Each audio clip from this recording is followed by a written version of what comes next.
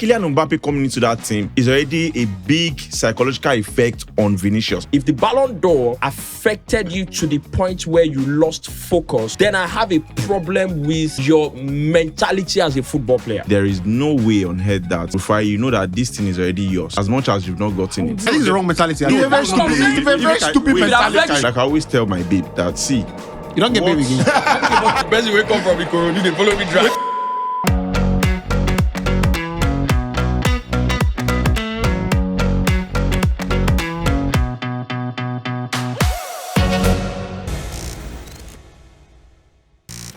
Hello, everybody. Welcome along to our Hindsight Podcast Studios. And who would have thought we'll make it to season 6 without getting cancelled or cancelling each other? I am Yubi, Nso Ndwonovid. And yes, the producer worked very hard all summer to get the contract renewals. And I'm told personal terms were never an issue. So the gang's all here, starting off with TikTok, last season's TikTok favorite and everyone's favorite senior man, Mr. Nyobong Monday.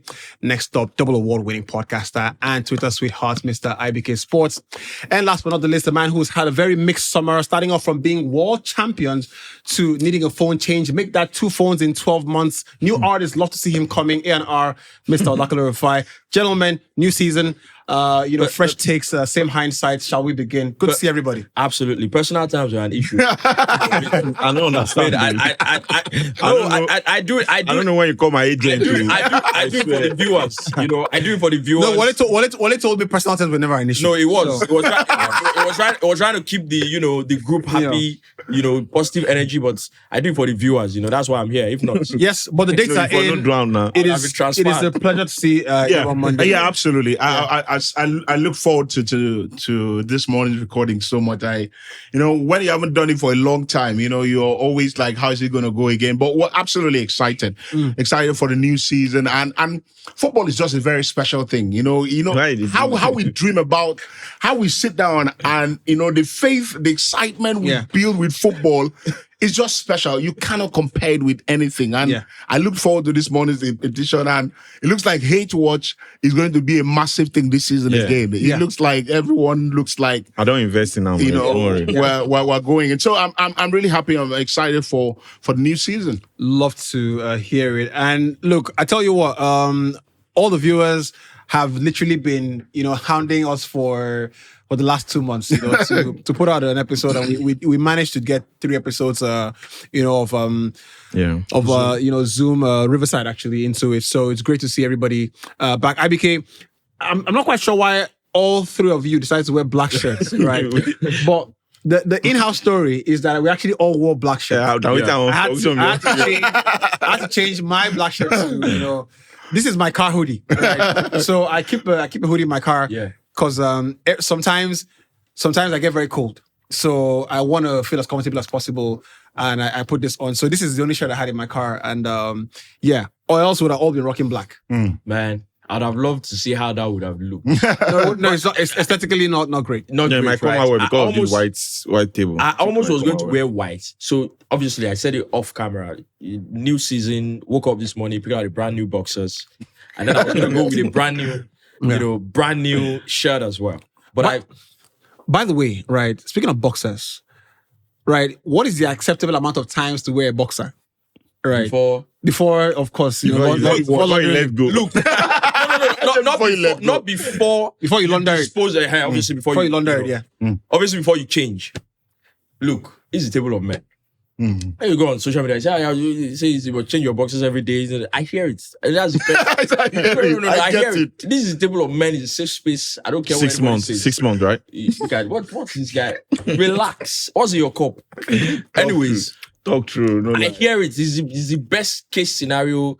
That's what you should do. It's healthy. You change it every day, but circumstance. It's unrealistic. Circumstance and situations. More often than not, if everybody wants to say the truth.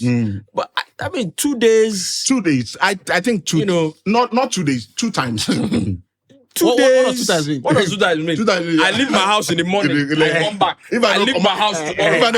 If I don't come out the next day, go. If I don't leave my house the next day, go. No, if you don't leave, so you see, that's why I said 2 times. That's the thing.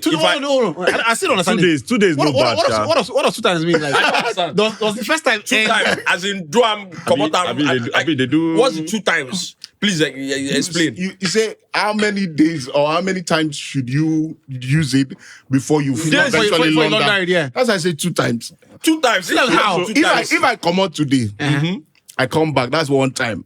Okay. The next, if I come out tomorrow again and I wear it again, that's 2 times. Right. That goes in. I hear you. So why? We're saying the same thing. Yeah, but I was saying that if you come out today and tomorrow you know they go anywhere, then the next time you could come on like 2 days later. Now 2 times. I beg. Go Don't for be you did that one. So Like you what they talk about. the right thing. That is sliding under. The right thing to do. You are bordering on being See as I come stone from under your leg. No. You are bordering on being a domestic animal. That's what you are bordering on. See, the right thing to do, and I hope guys are listening to this. And No, they are not. No. Okay. I think say we record off mic. I beg now off my checking what you do. Me waiting to no do us that. So I think if you wear a boxers this morning and you probably go to toilet, when I mean no be pee, like you go shit. And you can't watch. Language, please. And I normal this thing. Continue. Toilet was enough. So- You do number 1. There's No. number 1 is number 2. IBK. So if It's a what to mess. make you, pull your boxers, you shouldn't take it back on. Are you done? Yes, I think that's my own belief. I- So you are- you are- no, you should change it. I think you should change it. What IBK just do, you see when I say are you done? It's like when you see, it's like when you see a bag. Waiting go make you use toilet. IBK. It's like when Wait, you that see, boxers we follow hear you it, enter that IBK. toilet. IBK, we hear you. You shouldn't put it on. IBK, we hear you. Okay. It's like I when you think see a you should change banger it. tweet on Twitter, you know what they're after. You move on. Because this thing that IBK just said. Which brings me to my next question. Is they wash yansh? Like don't you like, I don't know what this brother. I don't understand, because the only reason that will happen, right? Yeah. And that will be like a legitimate thing. Is If that you don't use water. if you don't use water, Yeah. to wash your behind, And by the way, you should always use you water. should always use water. Like, So, like, see, if you- why I'm saying that is that even if you use water, the germs from the toilet go still dey your bum bum. Okay, so can I ask a question? Wait. No vex. But you will carry clothes. You No vex. So when you go out, so when you go in that club- when you go out, Yes. Right. when you go out, you're at work. Yes, my brother. So what do you do to your clothes after going to the toilet? You watch them. I'm not even talking about your boxers. I'm not about the clothes you have on. About this thing on diesel, no be clothes. This thing IBK, you said that Yes. if Right. you use the toilets, you do number 2. You should not even put on the boxers again. Because now your germs in the now your toilets. boxer they directly feel. How Your- so? IBK, Yes, I'm going now your I'm going boxers by they what you wear said. now. IBK, I'm going by what you. I'm going by Now what your you boxers said. they wear to the yams where you take shit now. Right. Okay. So I don't understand. So why did you say the germs in the The toilet? toilet. That's why I'm saying that if you clean, no matter how you want to clean your yansh, let's put it that way, germs will still be there, and you can't put on the boxers again. That's what I'm saying. But do you also know that Because some people now they will go toilet twice. Go now still that same boxers. They go. do you also know that It's too early. your phone screen, Yes. right, probably has more germs than. Do you understand? It's You too know, early to be yeah. selling BS. Yeah. It's very, very early in the day. Let's leave for another day. Right. Let's leave for another day. Someone mentioned that they totally missed the meme watch, and I did take my time to compile some of the best memes I Bring saw them on, over the last 2 months. Bring Right. them on. And I start with this one. Someone said, today Max, makes it 8 months, right? Since I bought a buy and drive. Owner wants to travel abroad. My leg never come on mechanic since then. The owner still never come on Nigeria since then. You get Bad drive. it's better when I call my house for a new room, right? I look and say, I need to move for this house. Now I say, I'm going to collect this money for this landlord back. He said, bro, I'm relocating. He say, calculate how many months. I had like 6 months, something like that remaining. If I had like 7 months remaining on the rent, then the guy calculate and give me. So I actually moved to another house that was not too far away. So a couple of months after, me and the guy the jam. Too. You know how you can say, Baba, I am in UK. You too are in UK. Just keep quiet. You too are in UK. Now you know say that.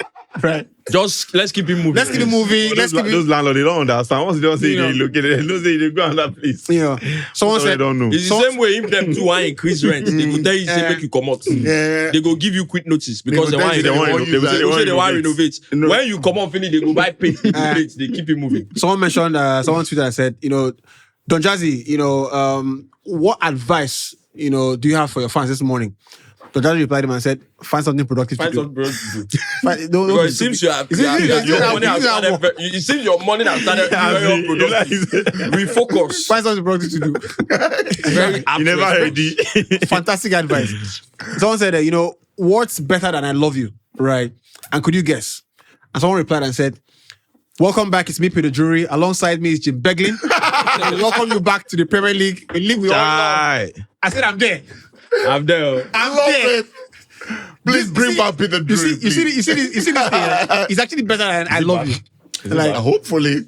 oh yeah, Peter Drury is not on Premier League. 2 years now, right? Yeah. So it's been 2 years. But he was on the Premier League summer series. Yeah. Yeah. Yeah. Hopefully that's a precursor to him being You're gonna give him what he wants. on match day I don't know. duties It's more. always a matter. It's always a case of what somebody wants and what Contracts someone's and willing. so Yeah, to I'm do. about to. If you're not out of your mind, how are you not giving him Interestingly, what he wants? another person who's not on the Premier League, global broadcast, yeah. Manish is off. Manish, top class. Manish is I'm off. sure For this season. 11 years, man. possibly will be Top class. Obviously, Yeah. something bigger. Something. And the funny thing is, it's funny because I actually I've seen Richard Keys, right, which is on Sky at the time, but Premier League global broadcasting, audience. I've seen Martin probably Tyler. the best, John Dykes was the, Studio One host.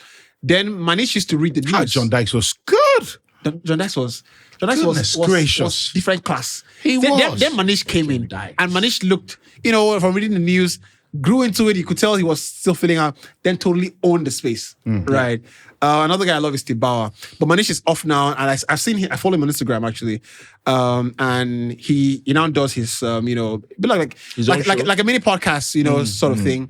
And I guess that's where that's the direction of travel. I don't know if you guys have seen this clip. Yeah. It's from I think it's from the Joe Budden podcast. So the guy is talking about, they were talking about domestic violence. It's a guy, it's a girl, and everything. And then the guy was like, let's not put hands on each other. Don't hit me. I might hit you back. And then the guy went on and said, let me pose a question to you. You never seen this video? No, I haven't seen it. Yeah, I said, let me pose a question to you. We're having an argument. We're having, a back and forth. We're having an argument. And I tell you to stop talking. Do you think it's wise to keep talking? Joe Rogan and Joe Budden. Joe Budden. Right. I promise you need to see this clip. From where the guy started talking, you can tell that this guy is a weary. But he's trying all his best not to allow that beast to come make it out. compose. They asked him because they said, well, let's not put hands on each other. Don't hit me.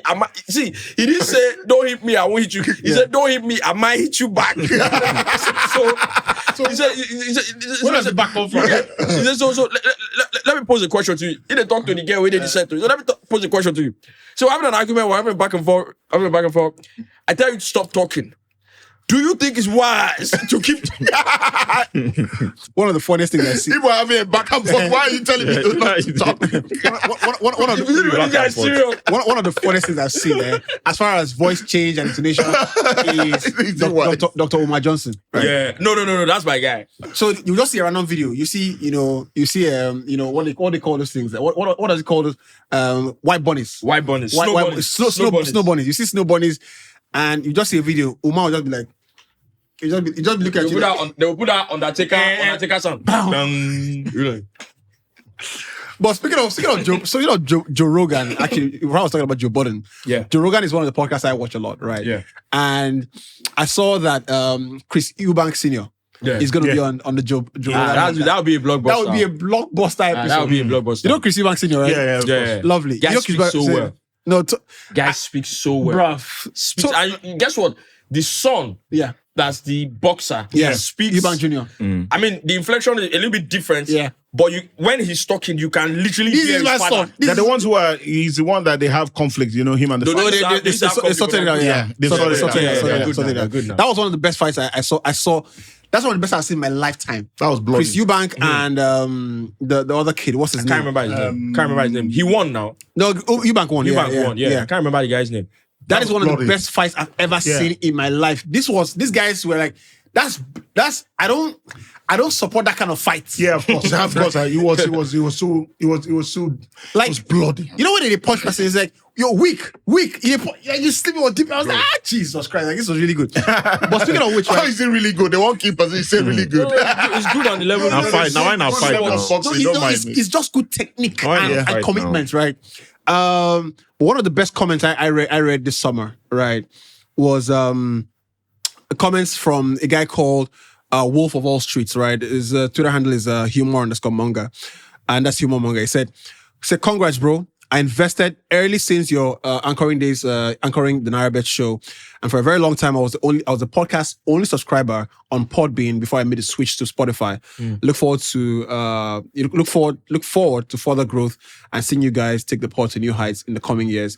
And that was off the back of us announcing the Guardian article, which of course signposted us going to season 6, and that's special. Season 6. Yeah, it was. Look, I think that deserves a round of applause. Like, this guy was literally the only guy on Podbean, subscribed to our podcast. That's right? fantastic. And well done, son. to go on to that Spotify, and to recall that history is just really special. Yeah. Yeah, it is. And special shout outs to the very irrepressible Solis Chukwu for a brilliant piece on The Guardian. Yeah. I thought it was brilliant, And the part of the piece that made me laugh, I'm like, this guy knows what he's doing. Yeah. The ending part of the piece, right? He says, and after 5 years, they can now look up and scan the horizon. I thought that was brilliant. That was brilliant. Solis Top is, class. and I'm one of those people that if you, even if I don't know you personally, I see that, you do good work, this person knows what they're doing. Like, I'm not afraid to say, look, I steal from what your thoughts, your ideas, or whatever. Solis is one of the guys that I personally, because I don't see that he does it because he's trying to get anyone's validation. No. Yeah. He's just very good at what he does, and he keeps doing it, and that's why every time of course, and that's why his opinion generally, about football, about anything, for me is like really high. And this is how you know that maybe this is how it's an indicator that your mind is you're liberating your mind in a different way. I don't agree with all the things Solis writes. Of course. But I damn sure read them. Of course, football opinion. We don't necessarily have to agree. I make sure to read. If Solis drops 10 articles, I'm going to read 5 or 6 of them, because the artistry. There's an article he wrote before the AFCON 2022, and I screenshots a part of it, and I'm gonna send it to Wale to put it on the post production, and he said something along the lines of, the AFCON teams, Africa as a tournament, the AFCON is a tournament where the players must submit themselves to the drums, right, of the continent, so that to make proof. I was like, this guy is. Another thing is, and for example, that's properly encapsulating the feeling of playing in Africa. Africa. It's because people don't get it. When you go to Europe and you play your champagne football, everything is good on the eyes. Absolutely. When you come to Africa, the African feeling, there has to be that humility. That's why he probably encapsulates it. You have to humble yourself and say, this is Africa. And we have to find a way to play football in a different way. And absolutely fantastic. And to use the word drums, the rhythm of the sound. Drums. Culture. That's someone reading the room. You understand what you're doing. So that's why I always tell people that, and I think we've talked about it here before, we're talking about football, and I think, like you would imagine with maybe every other profession, there is the knowing the actual job, and then there is the, execution of the job, right? You know football, you know how the game comes together, you have everything in your head. There's also like application. How do you deliver it to the desired effect? Is that not what separates top players and of course. top players. That's what. Yeah, of course. That's it. It's the application. Is you knowing the right words to use. Is you knowing the right pass to play. Is you knowing what you know what comes to mind. You know that ball in that inside channel coming to De Bruyne and De Bruyne are whipping it. Yeah. Like he knows. I'm not supposed to take a touch. I'm not supposed to take a touch. I'm supposed to go. Exactly. Every time the ball came to De Bruyne in that channel, you knew that De Bruyne was not going to take a touch. Like he was going to first time. Like he was. You could not second guess it. Is it mostly practice, or you think it's just? No, it's a gift. It's a gift. I think. So I think a gift. A gift is given to you, right? It's like the story of the talents. The people who got the talents, right? Yeah. And this guy came back, buried his own talents and came back and said, look, I brought it back the same way you gave me. So he guy took 2, maybe 5. Yeah. The other guy took 2, lost everything. Yeah, exactly. I think a gift is like a talent, right? It given to you and also given to you is 2 ways, 2 things. To either abandon it or to grow and multiply it, right? So I think that Let me help you there.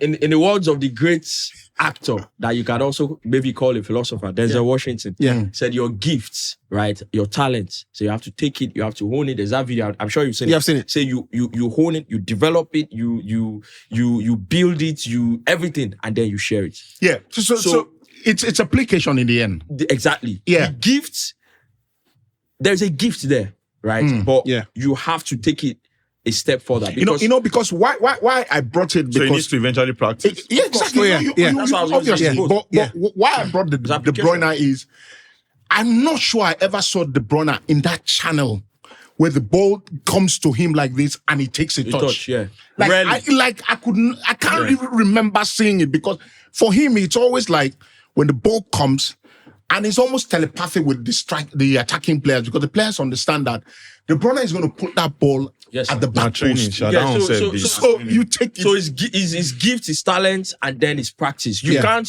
the popular saying now, if talent doesn't work hard. Hard work beats the talent every day. And I saw a quote, and all of this is because of the brilliant piece Solis did on The Guardian. You should check it out. It's a really good piece.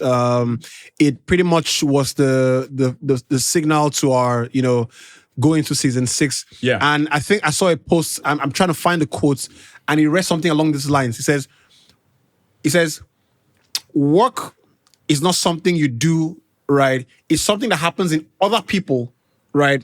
When you do he said a gift is not made it's what happens in other people when you do what you do. Yeah, something right. like that. Yeah. So when Solis Chuku writes an article, right, and I'm sitting in my house in the morning and I'm reading and I'm laughing, right? So that's with what happens in me. Right? That's the gift. Is the gift. It's brilliant, right? Speaking of Solis, right? Yeah. Sorry to cause. Speaking of the article, Solis. From here, Solis, we have to send him an invoice. From here on. No. I'm moving on from him. Yola, get the invoice in. I'm moving on from him. I was just going to say, in that same space, speaking of the article, and obviously we're going into season 6. We put out, press and everything. Maybe just briefly, we here on the table can also talk about 5 years down the line, the journey, the difficult part, the fun part. Briefly. I know the episode is to talk about football. Yeah, but we're talking about how far we've come in 5 years. For me, and I just go in directly. I remember very clearly the I don't know if I should mention their name because now I don't like them anymore. the offices at Ikoyi Alfred Rwanda Road, we went there to record about twice. Yeah. And then I remember when was it that Monday recording? But I promise you see this already I just talked. This already I just talked. Monday recording, I know now. Then the Maryland trips. Yeah, the Maryland trips. To go record it was audio. We're recording. A lot of people didn't know. I can say this now. We used to record in a studio where live band people used to come and rehearse. Yeah. So there will be times when either they are rehearsing and we need to record after them, or we're recording and they need to rehearse after us, or we're recording and they're using the other studio and there's a lot of drums and a lot of beats and then we're trying to make you work.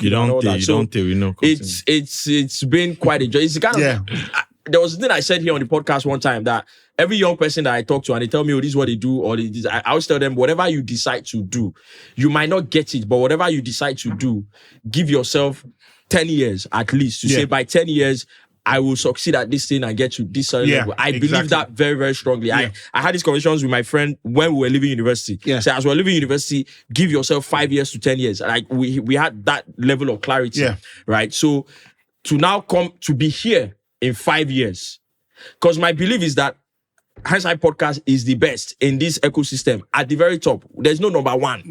That's above Hindsight Podcast, and it's 5 years in. So in another 5 years, Africa, which is the 10 years I always talk about. In another 5 years, you know. I absolutely agree. And I was riding with Wale on Sunday back from our media duties, and I was telling him that, you know, one of the hardest things to do in life is to start. You know, and people, you know, it's very hard to just, you know, conceptualize something and say, you know what, I'm going to give this thing a crack. You know, I'm going to go for it, you know, and start. Because it's terrifying. It's really terrifying. And what I told Wale, I said, I still remember the feeling when we had 100 followers on Instagram. That's what I told him. I said, I still remember when I was like, we've gotten 100 followers on Instagram, and I was really excited. You know, to do something and have one person like it, 2 people, 10, 50, 70, 80, 150, 200. It's not a validation, but it just gives you a sense that you're not playing, you're not joking. Like you're building something really substantial, and you're getting into the minds of people, you know, who are fans are constant. You know, the season ends, people still expect you to put out stuff because you give them value, and it feels like a value is taken away from them when we go on a break. You know, so that feeling is something that I absolutely love. Speaking of what you do, what happens in other people. I was trying to find the quotes. I'm probably gonna find it later. So doing the press tour, making the press tour, you know, making the media rounds for the season 6, you know, talking to media houses. We're at Arise, we're at New Central, and I hope he doesn't mind me sharing the story. A guy, who works at New Central now, is a producer of the sports show, and he mentioned that the reason he went into what he's doing now is because we put out the first roundtable the first time, the FaceTime series. He said he watched the roundtable. I think it was his NYSC year. He watched the roundtable 2021. That's literally why he decided to go into sports broadcast. Wow. Simple. Wow. And here we were, you know, thinking we need to tell our stories more. We need to, and you know, look at how many lives that touched, you know. So that's really brilliant for me. And I'm proud of you guys. You know, for me it's I'm not proud of you. For me it's brilliant, right? You're a nuisance. Chris. I wanted to, someone said, you know, the jerseys have come out. The new jerseys have come out, the club jerseys, really brilliant at the start of the season. You have all that stuff, right? And I wanted to see you on this, but I was like, you know what? Let me just chill. So this guy says, can anyone in the UK, you know, ship this down to me? So apparently, apparently Liverpool had dropped the McAllister and Mo Salah. Beautiful jersey. Yeah, the Liverpool jersey. So like, can anyone in the UK ship this down to me? There's not one original plug in Nigeria, right? So someone said, LOL. Okay. I said, Adidas has stores at every major mall. Club websites they also put a worldwide, right? No, but the one go there and buy jerseys and leave us alone. Go there and buy jerseys 350k. Even club words. I remember when I was selling. Stop this nonsense. When I was actually selling selling jerseys. Did you see the store Adidas just opened on Admiralty? Yeah, now. Brother, what are you talking about? Go there and buy. When I said jersey that year, where are the odds? So one guy coming down my DMC, I say, I need original jersey. I come to them, I say, I get original jersey, player version. So you get original, but you don't get original. Say now, I think it was 25k then, and it was like, oh, is it really original? Because I don't want to complain about this. I can't say sorry, you. And let me screenshot the major one on Liverpool websites. Because the guy, they talk, 25k, it cannot be original. I can't screenshot the delivery fee, everything can enter like 180 something k. He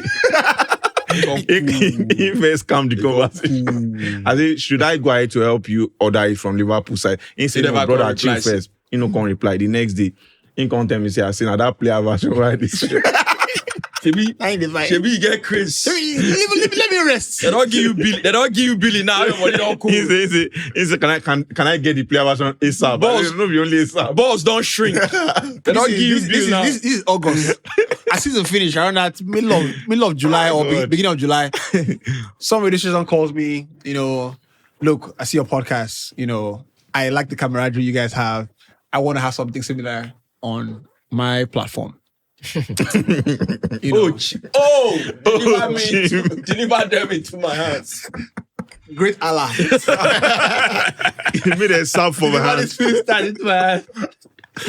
I say, no, Allah. It's not a problem. English, when they speak English, Let's English. Let's get to the money. And, I started speaking English small. So I'm like, no, this is the vision. This is what I think we should do. And I said, by the way, I think, and I'll be wrong, right? And I'd like to prove it wrong. I think you don't have the budget for me, right? It's like, no, like, let's let me know your budget and use a bit to break down. Say off top of my head, right? Off top of my head, I will charge you $1 million, right, to come in for 4 days a week, right? Saturdays are off it because so I'll charge you $1 million. That's for me to come in, right? If I would have to bring any of my people, right, I would have to pay them an appearance fee, right, of say 100 to 200K, for 15. This is a 15-minute show, right? Something like that, and it's because I'm calling them. That would because it is friends and family's price, right? She's like, oh yeah, I'll get back to you. Don't worry. They still get back to you tomorrow. As I put the call, I put a stopwatch on it. Day 1, day 2, day 3, day 4.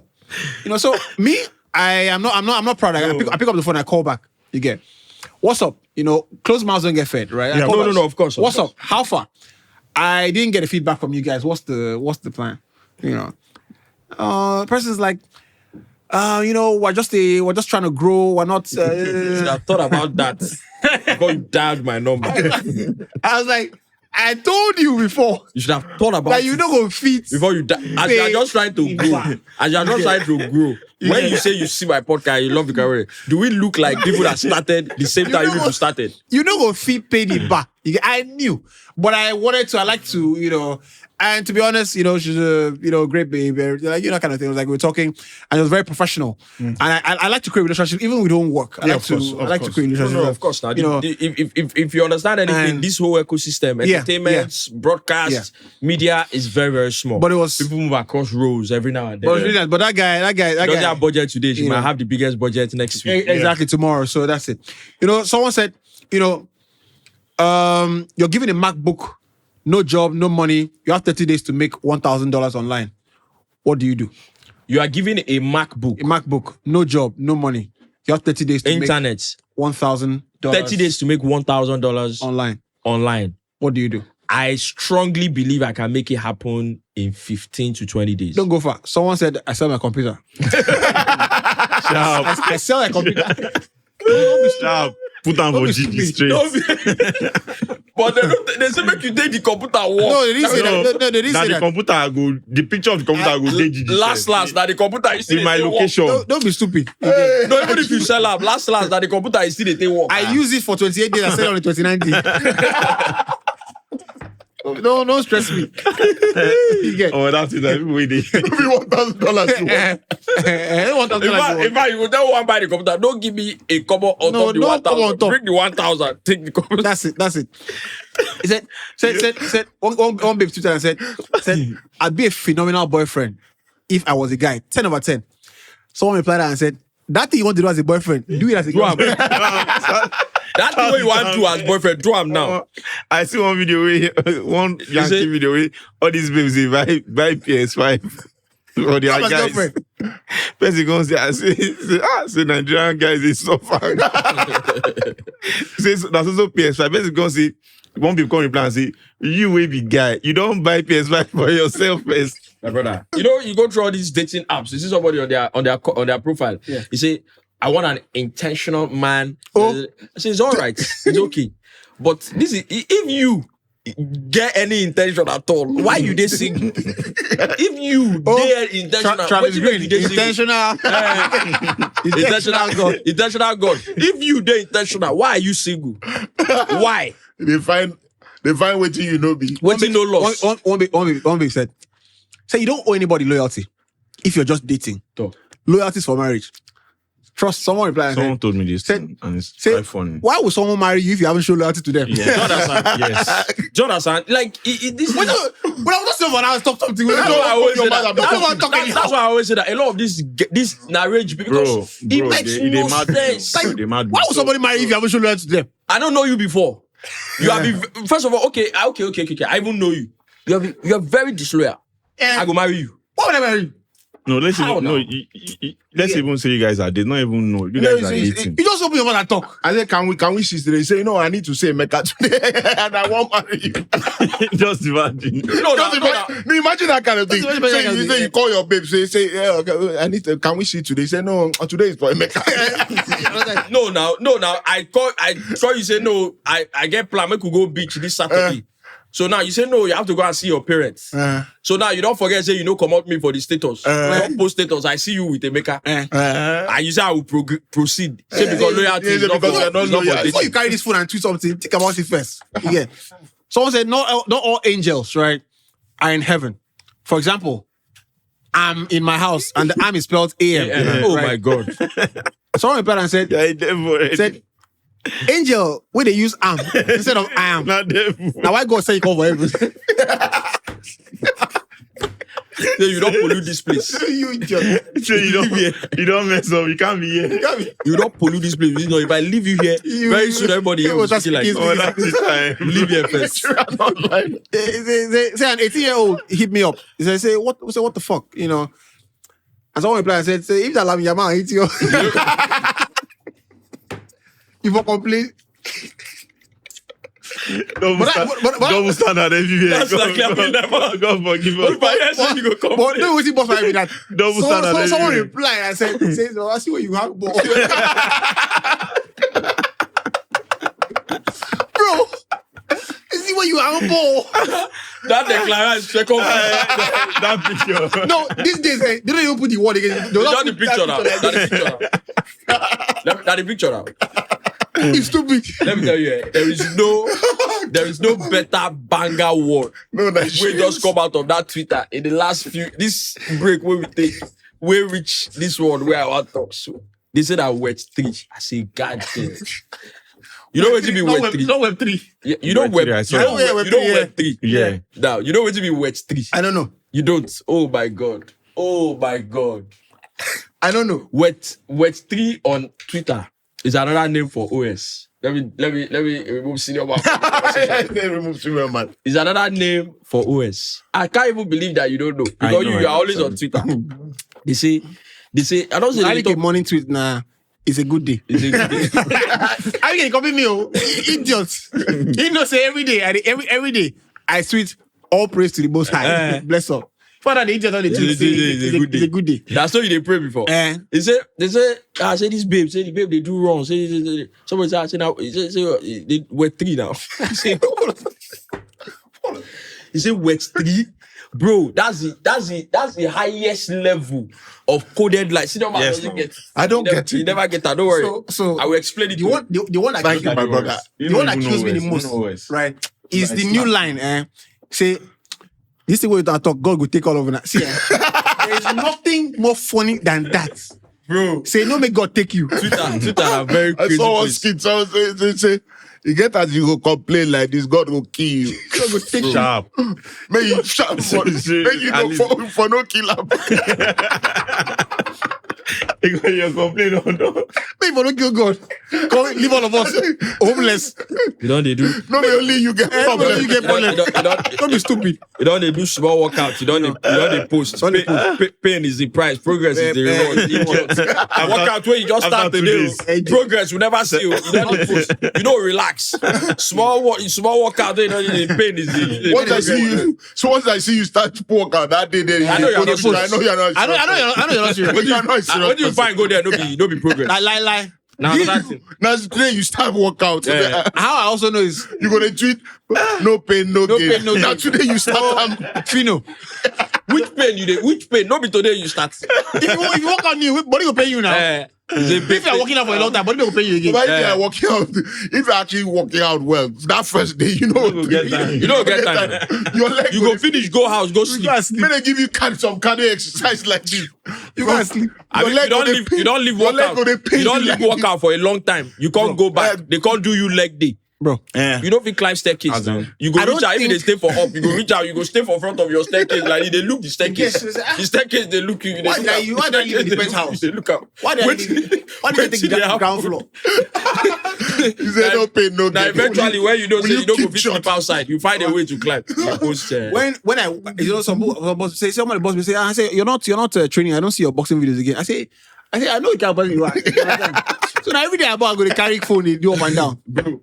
So I say it's like you're not training again. I just so my own had to post boxing video every time, you know.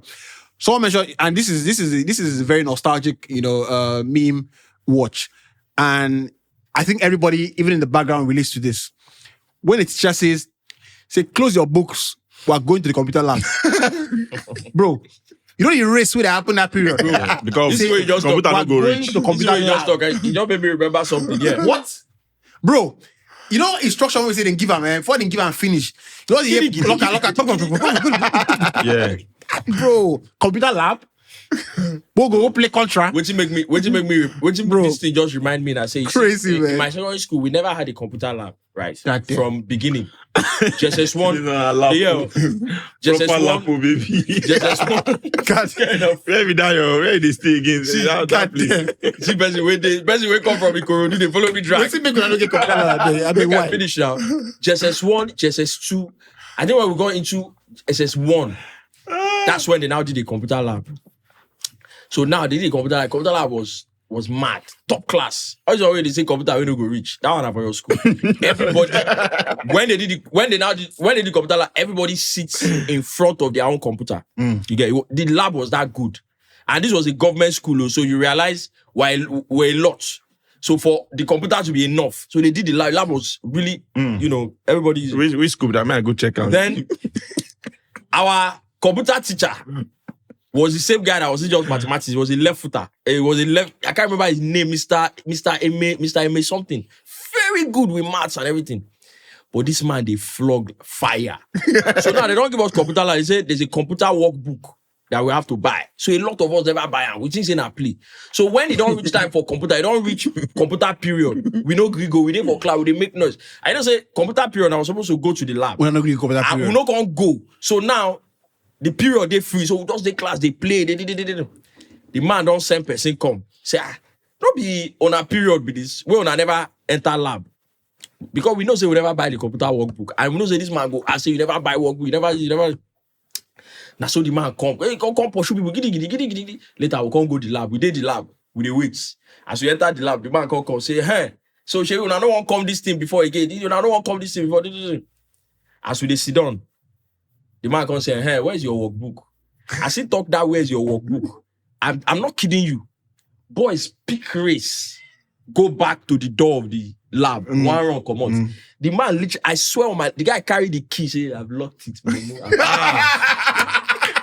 Bro. That guy, for other like, you want me serial killer? Bro. He said, I swear to God, the guy carried the key. He said, I've locked it. Jesus. He call that mumu. Bro. The people who don't get workbook, we sat down. You see the same way they sit down with your computer. Sat down comfortably on your computer with your hand on the desk to receive cane. Bro. For not having work. We sat down comfortably, put 2 for your back. Pa. Person, that man sabi flog to the point he put 2 strokes on person back, the uniform tear. Bro. I said that man for other life, you want me serial killer. He just divert out. Yeah. So what's the difference between passed away and passed on? Once the passed on is used on those who leave an inheritance. Yeah, passed away is for those who don't live anything. Someone who don't get money does this suffer even after death. Person don't die. I didn't make the rules. Don't hate the player. Person don't die now. Still the enter. You see the chop bullets. Wait till me poor man do like this. My brother, it's a hard life. It's a hard life. You might say you want Nigerian movie. Say, is there more things to be guilty of? Don't be guilty of Nigeria's poverty. Bro, it's a hard life. this last week has no greater proof than that. This last week, bro. Last week I just came out. It's a hard life, bro. Don't be guilty of Nigeria's poverty. Go and be guilty of America's poverty, No. UK poverty, Nigeria's poverty. Say don't be guilty of That's it. like- Someone said, shout out to everyone surviving Nigeria. So I was in morning mass today, reciting prayer for Nigeria, and an elderly man next to me smiled afterwards and said to me, "See, that's a total waste of prayer." Say, with God, you can't mock God. You can't mock God. This one, say, I've been around for at least 70 years. You can't mock God. Don't do Let's pray for Nigeria. Pray another thing. You know, in an unlikely Where's the line? in an unlikely turn of events, you know, Kwan eventually saved. Pray.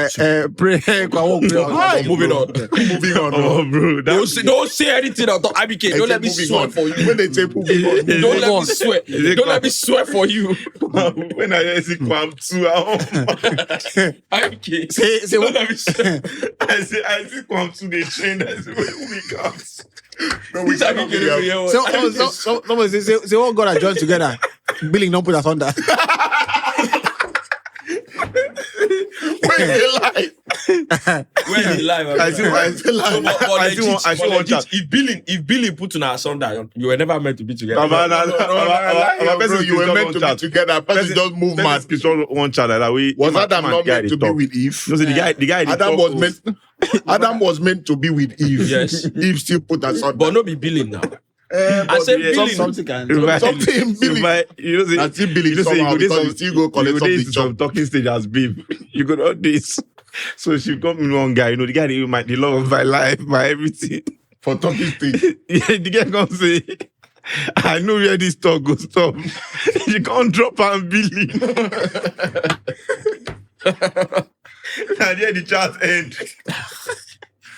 But just The guy don't send any message. jokes aside, right?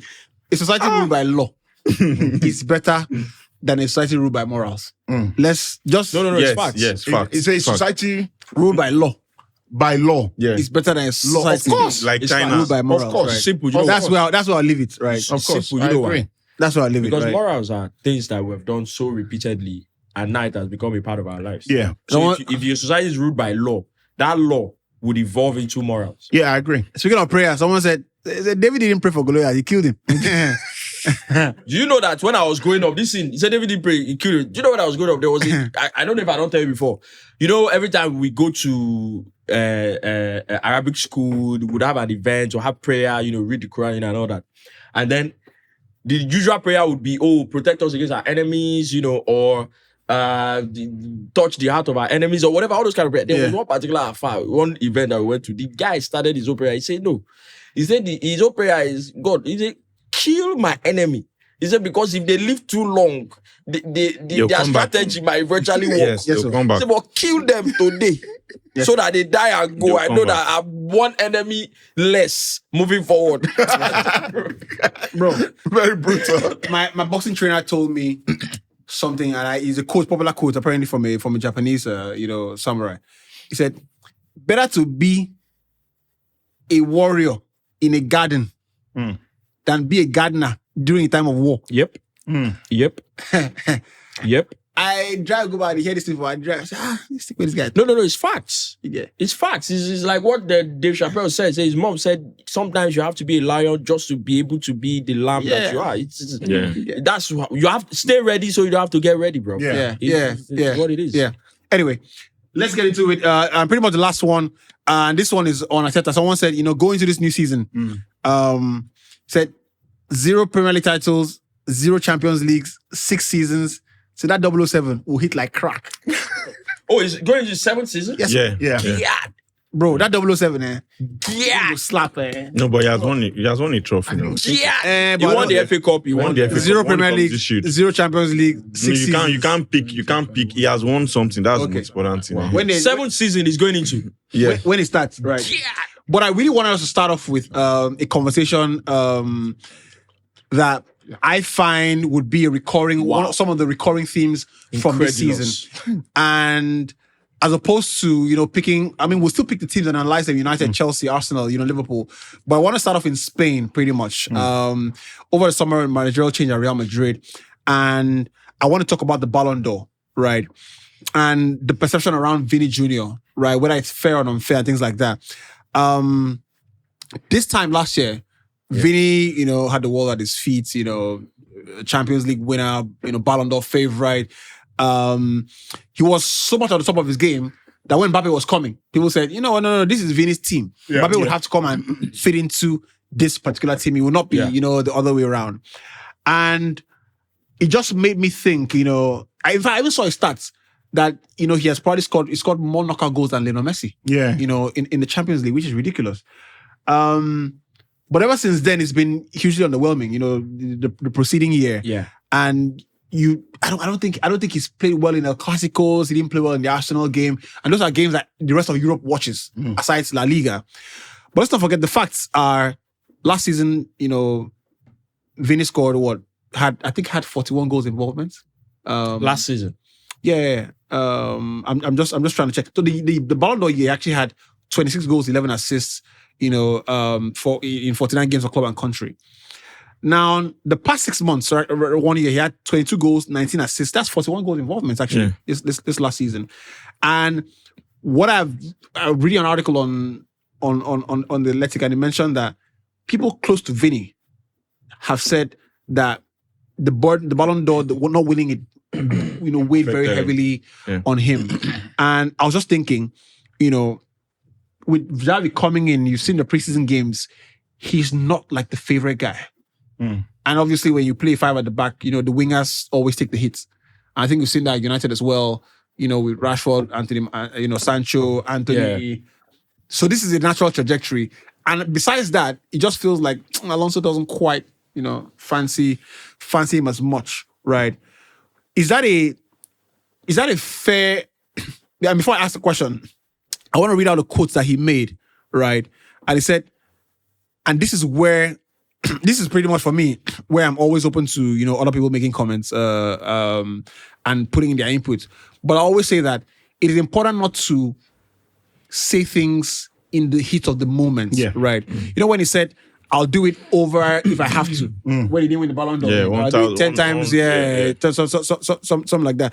What's next for him? I think that he obviously not winning the Ballon d'Or would have disappointed him in really big proportions. It looked like it was a cast in stone. It looked like it was a trophy would be at home and they would take it and hand it over to him. That's how it felt for him, and he was brutally very confident he was going to win it, but he didn't win it. I didn't quite like the conduct, from the club itself and all of that, but that would have disappointed him. But I don't think I can put it. I can put his somewhat underwhelming performance last year down to that. I think that the Mbappe coming in needed a lot of adaptation. That's what I feel. I feel like when the season he was the heartbeat of the Real Madrid team, the Ballon d'Or, potential winning Ballon d'Or season, was a season where Real Madrid didn't have a marquee number 9. So most times he played sometimes as a false 9. He was the heart and soul of the team. Everything went through him. Sometimes the number 9 was not even playing. So there was more responsibility on him. And whether he took it upon himself, whether it was Carlo who put it on him, but he took a lot. But when Mbappe comes into the team, you need to adapt, because obviously things might look cool, from the outside, but Mbappe is a very big ego player. It's a massive ego. But that hasn't been apparent. No, it's not. It may not be apparent, but the point is, Mbappe still wants to make a point in the team. He still wants to score. He scored a lot of goals last season for the team.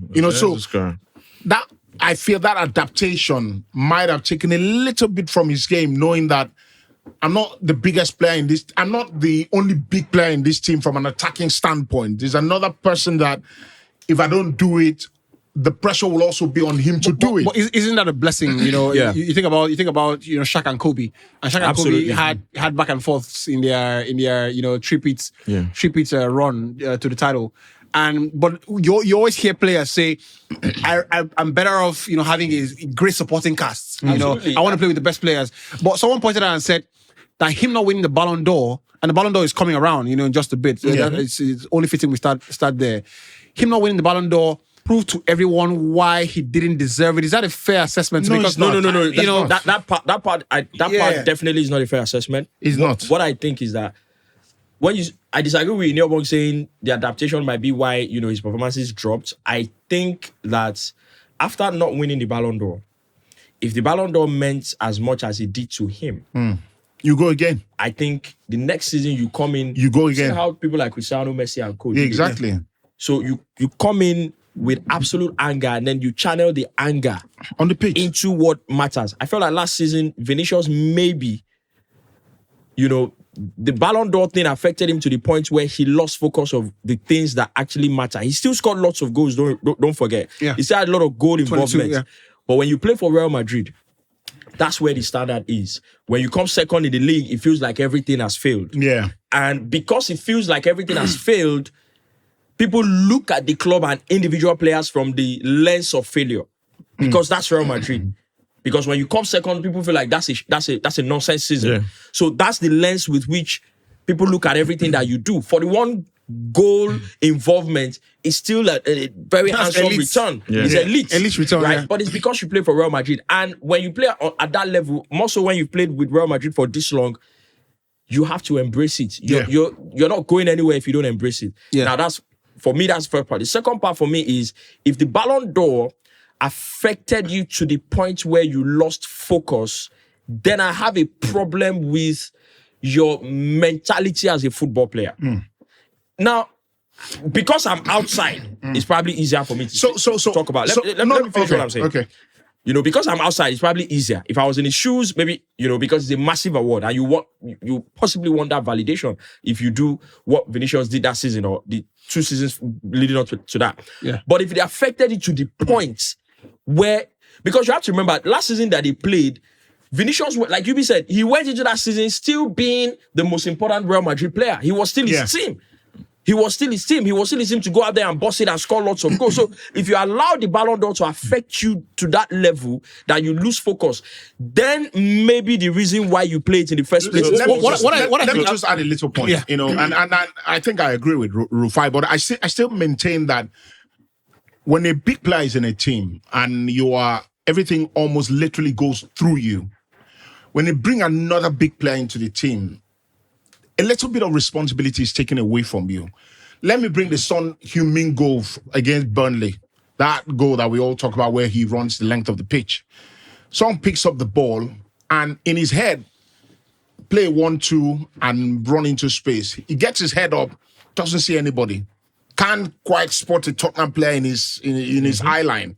So he goes on a run. If someone was in that position, we'd probably never see that kind of goal. That's the point I'm making. There were times in that season that Vinicius, was really outstanding, where he would pick up the ball and because there's really nobody to play the ball to, he would go. No. I don't agree with that. No, hold on. So can I come with my point of view? With Mbappe in the team, responsibilities had to be shared. That means that you cannot shine that much as an individual because there's also somebody else who's taking responsibility. That's what I think. So, first thing first, I think that being a professional should be one side. And also, like I always say, every human being has their bearing capacity. And there is no way on earth that, Rufai, you know that this thing is already yours. As much as you've not gotten it. You know that's yours. There are some... I think it's the wrong mentality. It's a very stupid mentality. It affects you that much. It's a very stupid mentality. How you say it's yours? That is why I've said that. Like I always tell my babe that, see... You don't get baby again. But you cannot say it don't spoil. More now with now. You don't get now. You don't get that baby again. Oh, no, I don't go back. They post that made for no sport. You know they post this one.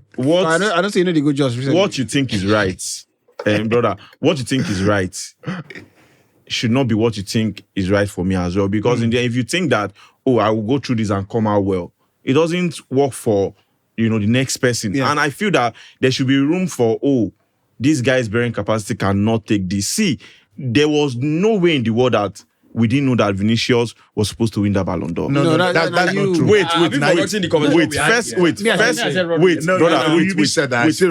first point. The second point is that he knows that if it was a competition outside of Real Madrid, I think he'll be in for it. But bringing his competition to the same team is already a problem, whether I would like it or not. I remember Nico Rosberg and this guy in the same team.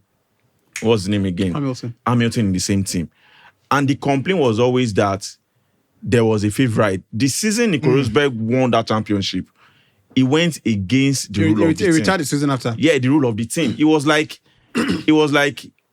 for every time, they always tell him to guide for Hamilton. Mm-hmm.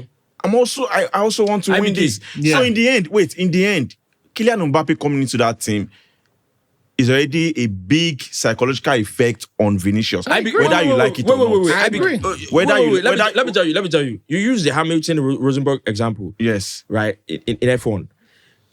It sounds like it's the same.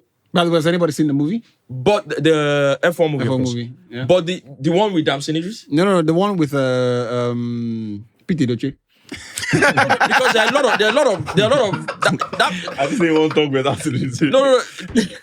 That means you haven't seen all the continue. I actually want to say Brad Pitt. Continue. Exactly now. That's the Brad Pitt and Damson Idris. And if you say you have seen it, I know you're a thief. So because it's not on the platform. But it's not the platform. I've checked. You see, it sounds like it's the same, but the circumstance actually is not the same. You said that Rosenborg said he kept saying you should guide for this. You think they brought Mbappe into the team to the point where guide for Vinicius? The circumstances are not the same. That's what I'm saying. IBK. Vinicius, Mbappe is coming into that team as Hamilton. IBK. Okay. You listening. Said that Rosenborg went and won, and he said previous years they always tell him to guide for. Yeah, he's done. Yeah, that's what they do in F1. Take that statement. Yeah. Bring it to football. Bringing Mbappe into that team. Nobody could have sat Vinicius down and say you have to do this for Mbappe in the gameplay. Nobody could have sat Mbappe down and say you have to do this. No, but also, if I know Vex, but in tactics, you have an idea of it may be unwritten. Yes, but in tactics, nobody may tell you that. But you, I see where you're going. But yeah, guess what? Mbappe will make this run, Vinicius, so you step back. Arsenal. Gyökeres comes into the Arsenal team. It's unwritten. Nobody's going to say it to anybody, but it's unwritten. They will tell Odegaard will know. I have to make this guy look good. I'm sorry. Saka will know. I'm sorry. There's sometimes that I have to make this guy look good. I'm sorry, but your point falls flat. Okay. We're talking about Vinicius. He was the out-and-out star man of the Real Madrid team.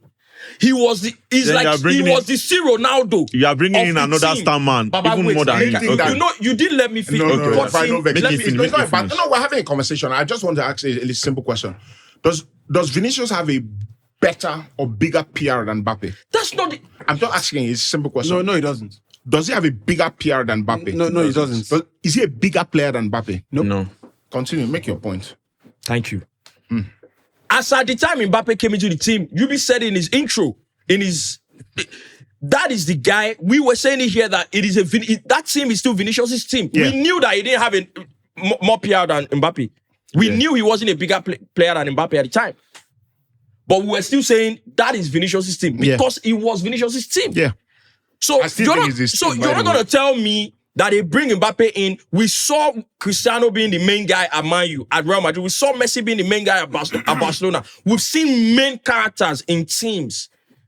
Football is a team sport. That's why I said initially, if this thing has affected you so much, and the problem is that, now I have to do this because there's a new star player, then the problem is you. The reason you're doing this thing is wrong. It's not that easy. Mentally, you have a problem. Your fight is not that easy. Because if you are, bro, if it was that easy, you won't be the top 1% of this thing. Nobody's saying it's easy. The easy doesn't come into this conversation. Yeah, of course. You are Vinicius playing for Real Madrid. What I want to ask, right, is two things. First is, has he helped himself with he's perceived with his perception he has in amongst other football players and amongst fans.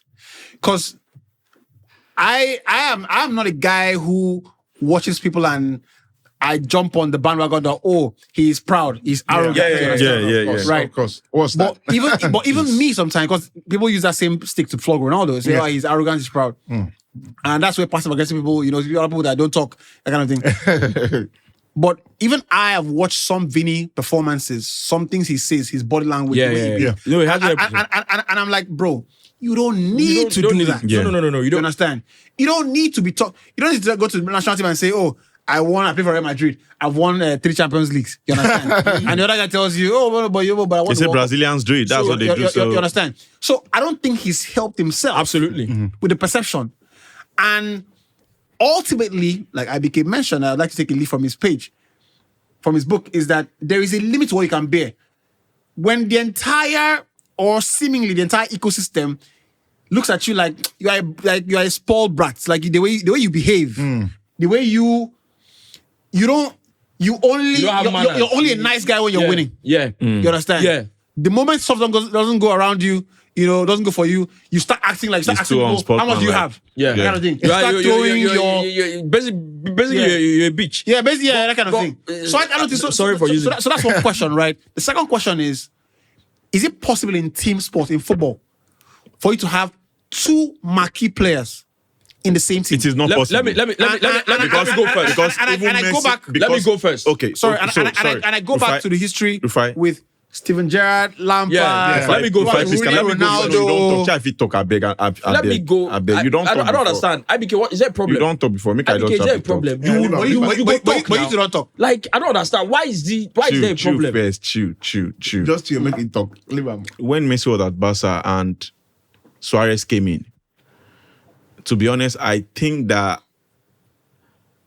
they were not on the same level, but one has to be the bigger figure in terms of not by stats, but more like a big brother stuff. So when you want to say it's easy to bring 2 big players in a team, one has to be ready to say, okay, I think I can support this person, or I think I cannot. For someone like Mbappe and Vinicius, there was a season Suarez won I think, was it the highest scorer in Europe? Yeah. And it was all down to the fact that Messi was in support of it.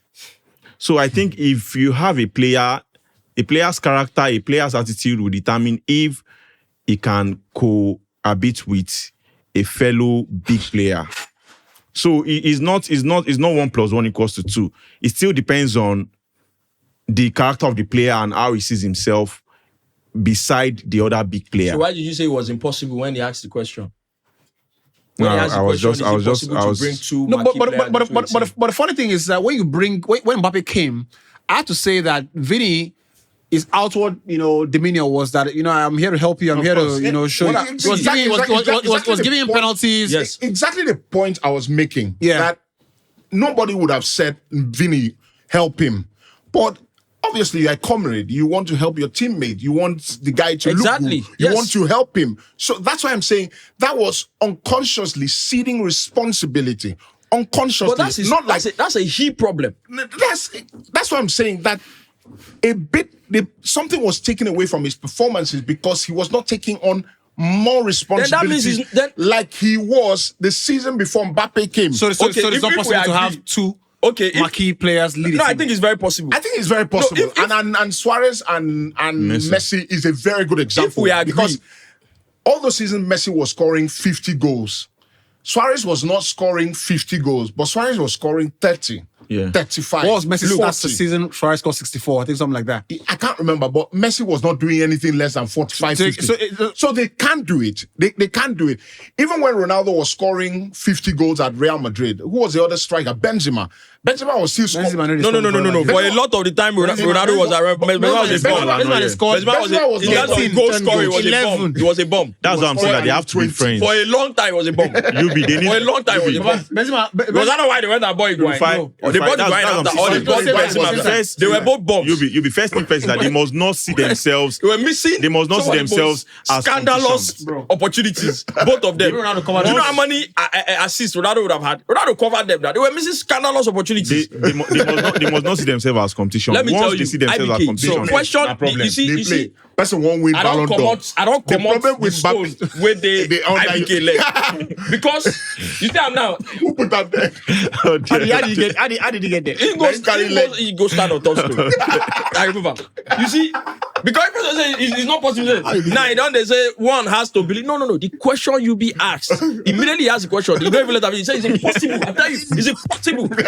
Now the stone don't come out under your leg. Now you don't explain. But the main question actually is, we're talking about this is the global figure, right? What happens with him under a new manager? For me, because I think that this would be an underlying theme for the entire season with Vini-Alonso. It's like last season until Rashford left. Yeah. Every press conference, what happened to Rashford? Yeah. What happened to Rashford? Why is he not playing? I don't envy any manager in that kind of position. For me, I honestly feel like coming from this Ballon d'Or to then Alonso coming into the team, the singular problem is Vinicius Jnr. His mind, his mental, his psyche is the problem. And I'll tell you what I mean. Everything you have explained is possible. You need to help this. You see their responsibility. That means you're not good enough for that Ballon d'Or you want. We'll see Ronaldo, we'll see Messi. Suarez was scoring his goals. All these people were doing their stuff. Messi was still doing what he needed to do to pick up every award that he wanted to win. If the Ballon d'Or is that important to you, you would still help Mbappe, but you would do what you need to do to win it. So you can't tell me. And then going into down a new player, I saw one of their clips. I don't know if it was if it was a game against PSG at the Club World Cup. Yeah, and I'm looking at it, I'm thinking, if Vinicius continues like this, we might get to a point where Alonso benches him. No, it's not in the team. They don't start the game where they got knocked out in the Club World Cup final. The one, the PSG game. Yeah, that's what I'm saying. The PSG game. You only played that game because Trent picked up an injury. Oh right. Oh, he already started before that game. Yeah, no, yes, yeah, no. The whole situation already started before that game. Since Alonso has come in, right? Yeah. There's already with a 3-5-2 or a 5. No, he plays 4 sometimes too. I think Alonso. But again, you know that what he did. That was him. Plays 3 at the back. That was him saying, you know what, I'm flexible. Ultimately, human beings that you revert to you go back that far. You understand? It's like Alonso, like Conte comes to Chelsea. I'm a good guy. Let me. They knock out me. Nail for Arsenal. You bastard. Is it that nonsense? The club pay us a lot of money. I'm not going to play under pressure. Will they change that? Like one of the greatest managers of all time. But ultimately, you can see he's going back to the 3 at the back. Even with the signings, you can see the signings you get. So I think that the Vinicius, because I saw that game against PSG and I'm thinking, as a football player, doesn't matter the level you get to. I remember very clearly, I don't know how true this story is. I remember that time Mourinho went to Madrid and there was one conversation about he had favoritism for Ronaldo or something. And then Mourinho said, if any one of these boys trains half as much as this guy, I play them ahead of Ronaldo. If any one of them gets here as early as this guy, I play them ahead of him. There is nowhere you get to as a player where in the game, you feel like, well, I am this guy. I shouldn't be doing that for the team. Yeah. When you get there, the reason you do this thing is wrong. Yeah. And that's the problem with Vinicius. I think there's something in his head. The reason he plays this game has been messed up. He's no longer focused on, I play football, I help my team, and I want to attain the highest level. Even with what you said with regards to some of the things he will say in interviews. Stay one place. If you want to maintain I don't care about anybody personality, maintain it and don't apologize for it. Don't be I don't care today, and then you are crying in an interview tomorrow and then you are looking for pity next tomorrow. Stay one place, let's know this is who you are. If they don't give you the Ballon d'Or because of who you are, you go again the next season, you smash everybody. That's what you do. Yep. I agree. I just think that the perception he has built, the chicken is coming home to roost. Yeah. And I don't agree with them labeling him in terms of perception, but the reality is that he hasn't helped himself. He hasn't helped himself. And that's, for me, I think about, and I love the kid, Yami Lama. And I hope I that thought it people, was a kid you know, Vinicius. people tell him. I hope people tell him, look, growing kid, there are things we've seen better than you. You know, you have to do this and do that, Yeah. do that. Yeah. So I see him play now. He scores a goal. He's doing the crown. I see him doing the hand thing. Relax. Relax. Which Let is somebody else do that. which is the LeBron James. There's nothing wrong with doing that. This is. There's something wrong with doing that. No. There's nothing wrong. No, there's something I'll wrong. tell you why I say there's nothing wrong with doing that. There's right? nothing wrong. You can't carry pressure and put for yourself. Football is show Don't business. carry pressure and put for Exactly. You're too young. Let me tell Football you. is show business, right? So I embrace the craftsmanship, the Hollywood of it. You understand? When LeBron James, drives to the rim and slam dunks, and the guy trying to mark him is what's his name? Ja Morant, and he tells him you're too small. I like it. It's show business, right? Yeah. But you have to earn it. You have to The right to back it up. No, right? even So when Yamal, scores a goal in preseason and he's like doing this, the crown, that kind of thing. This for me is a Vinicius Junior parallel. Yeah, you're pressurizing yourself. Because for me, he hasn't got it. I don't think he's hit the height of Vini hits. Of course. that year. Let me give Right? you an example. And when you build pressure for yourself that you don't need, Exactly. you would need a point where you need a bit You of. need, you need an out, but you you need can't an out, find but it. you can't find it. This pressure where you don't build, you don't too much. You want to run, they will tell you say come back. Yeah, no. It's constant for you. You don't need it actually. You don't. You're So, too young for it. It's like THP. Like I was saying the other time, I said I think this is the best. I like the way you call it THP. Yeah. I think this When is I the call her, best. why you know like that? No, he just keeps calling it THP. I like Yeah. it. This is the best. This is the best in the business. I know that by saying that, there are people that would Yeah. come through with negative or that would say, "Oh, you say you are the best." Oh yeah, now we Show want to working. challenge you for this. Show the working. I can back that shit up. You understand? It's part of the ecosystem. So if you say you are the crown, that's why I kept saying Ronaldo, this Messi. That I'm not saying they are good. They're as good as them. But if you want to claim the position that those brothers claim, then you have to be ready. Ronaldo went into games where they lost the first leg in 2-0. He's telling Hat-trick, second he's telling leg. this guy, he said, "Oh, we'll smash them in the second leg." Yeah. They lost 2-0 to Wolfsburg. The next game he scored a hat-trick. They went Juventus. He came back second time. So back to back. Every time you tell him he can't do it, you look in your face and go and smash you. So if you want to occupy that position, It has to be on the pitch. you have Not be to. saying they play game, you lose, Understand? come Not be back. saying you go they do interview. You can't say sometimes we win, sometimes we lose. No. That's space. No. If you want to But the hold that reality is position, sometimes you win, sometimes you lose. Hey, you should have done that before the game started. I know that before you start saying nonsense. Before you start saying 90 minutes is a long time. Yeah. Before you start saying this nonsense, you should have known. Stop saying nonsense in the press You don't conference. get money time. You go to talk. Exactly. You where you don't know whether you go fit score 2. You say you follow that talk. Say 90 minutes is a long time. They don't beat you because the long time we lose. Okay, I leave what I did that day. I go reach and say, I think say one master class, one drop. If anything meets me for road at this 8 o'clock, call me bastard. You get everybody goes to the front of TV. We say remontada. 90 minutes. Come on, get out. I don't pack everybody for every night. I say, make I sit down and see what thing. Today. You say 90 minutes is a lot. Today. So Vini, if you want to hold the position of I am the Real Madrid. You get. Don't be saying you go do hard guy. See that this that you went to Brazil. Somebody say you say I want 3 times. What does that mean? That time they say you can't go interview, they cry. No. What does that mean? Hold the That person have personality won and stay with 3 it. champions. Even Ronaldo went on with 5. You don't tell anybody they don't Rodrigo win said 5 it down. champions. Then Casemiro win 5, then bench him. Casemiro talk. They never tell anybody say they don't win. Like, are you crazy? You see what they say? This guy has won 5 champions in the bench, didn't say anything. That's what I mean by No, the he hasn't reason helped this guy himself. plays the game is now wrong. The reason he's now wrong. Yeah. When He you're said a he's not football in the player, right there's place. no height you get to. There's the game, like your team. There's the grounding element there. I said that time Casemiro wife go post say try Champions League. I don't say you go down reach and say Stop babe, I know that you're loyal to me. But You're saying, stop 'em. But that's no way to prove it. Stop that. Yeah, that's not where to prove it. Don't do that nonsense again. not where to prove it. Don't put me on that unnecessary pressure. I'm not saying- You won't come on stone red, it starts small. You won't That's why you wait myself. You won't come on stone. yeah, stop that nonsense. Don't put me out like that. You and me know that watch my Champions League. So who told you? Everybody know, but I have to remind them on the field. Not when we talk. I have to remind them this is why I am this. Don't do that. Don't do that again. Anyway, let's leave Real Madrid. We'll come back to Real Madrid signings, and of course, we'll touch base with Barcelona on another day. And we're walking through all the top teams.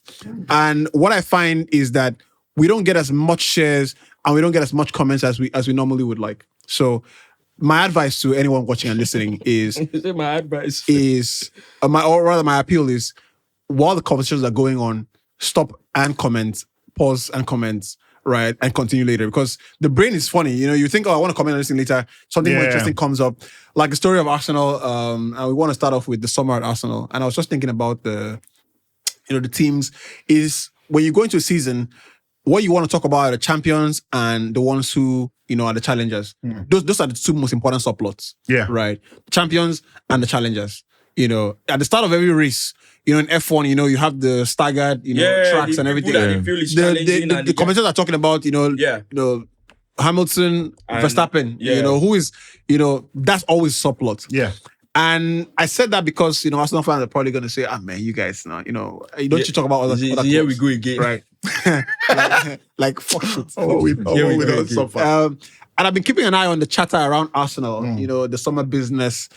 And even though they brought in 5 players now? 6 players. What I find, my measurements from the chatter is that there's an undertone that the fans, it seems like that of the dissatisfaction still. You're right. Yeah. That you bring in 5-6 players and they're still like, I'm up at night. There's a missing I join an Arsenal space, and I hear there's still doubts. There's grumbling here and there. There's dissatisfaction. Yes. And one fan comment read, you knew you had to sell players before bringing in the further addition, but you blew 52 million on a utility player when that money could have been used to acquire Eze, Leao, Simons, and I don't know why. These are players that could start for us in the team, right? And significantly raise the level of the attack, right? So apparently there's a bit of frustration there. Okay, so I'm just going to build this for a bit, right? Senior man, right? Arsenal like this. Okay, so calm down. Relax, so. Take it down. They won't give the penalty. Take it down. Go check out. And so someone mentioned. He's excited. Someone mentioned the still factor, right? And do teams? I wanted to ask you guys, if teams challenging at the top run the risk of being still. Being still. Still. Because I saw a tweet from an Arsenal fan, and it said, I was talking about Chelsea, right? It said Chelsea, they've brutally replaced 2 key attackers from a season where they finished 4th. Arsenal would have held on to those players for a longer time, and he's talking about because Jackson. These are players that you see. Jackson scored 14. Sancho, they brutally just say, you know what, out. Yeah. They brought in. That's not Chelsea are not challenging for the title. They made the top 4, right? Okay. So they realized there's a still factor we need to try and if we can bring in some people better, why not? And work here to raise the the floor and the ceiling of the team, right? So what is this gruntlement I find around the Arsenal discourse that even after bringing the supposed final piece of Jason Gyökeres, it's still if it still starts tomorrow, right? And then you speak to an Arsenal fan, they were like. Okay. So I'll start with the last.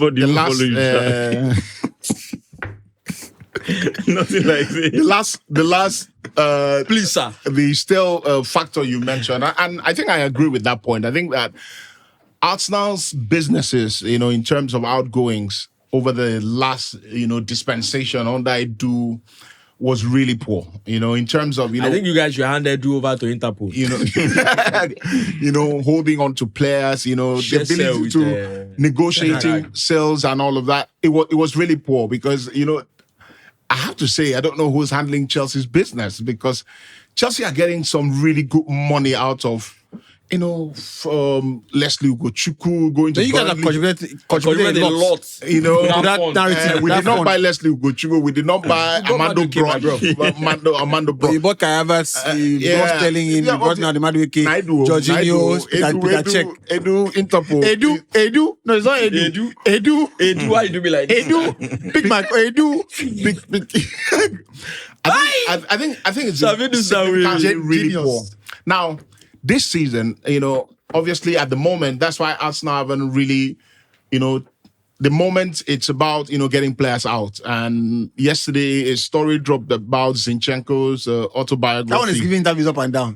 Where he's gone in his autobiography, almost like laid into the manager, not playing, the manager not trusting him anymore and blah, blah, blah. Zinchenko is on his way out, and I'm surprised that he was not fighting to leave last season, when he was very clear he was not going to play a lot of games. So business-wise, Arsenal haven't done well in terms of, the outgoings, because the outgoings gives you a lot more room to be able to, launch into a market if you need more players incoming, because Zinchenko is on how much money every week? He's on big wages. Jesus is on big wages. Kai Havertz is on big wages. So you have a lot of players. Kivior might be a big part player. I'll be shocked if he stays, if he doesn't push for a move, So he told us he was leaving, he went and bought Mosquera. He's leaving. If they find this, that's why, it feels like the fans are really frustrated, because these are the players holding on to Arsenal, making another move for an incoming player, because I hear there's one more attacking player in the book they want to get in. And if they can, it will be Eze. So, if he's not Eze, it might be Rafael Leao. So I don't know. That's why the fans are frustrated, because the season is here. We're going to Old Trafford and we're starting the season with Martinelli. What I would say, the fans are really frustrated with Martinelli, because he looks like he has completely regressed. He looks like he has completely stalled. He has hit his ceiling. It feels like he can't go. He can't do more than that. Can I say something? And he works really hard. And he gives a lot to the team in terms of... Which one we work really hard? But he may not be useful up front, but they help for back. So that is the frustration of the fans. And the fans want... My friend, silence that phone. That's how your phone falls into the toilet. ringing out. The fans want a bit of unpredictability.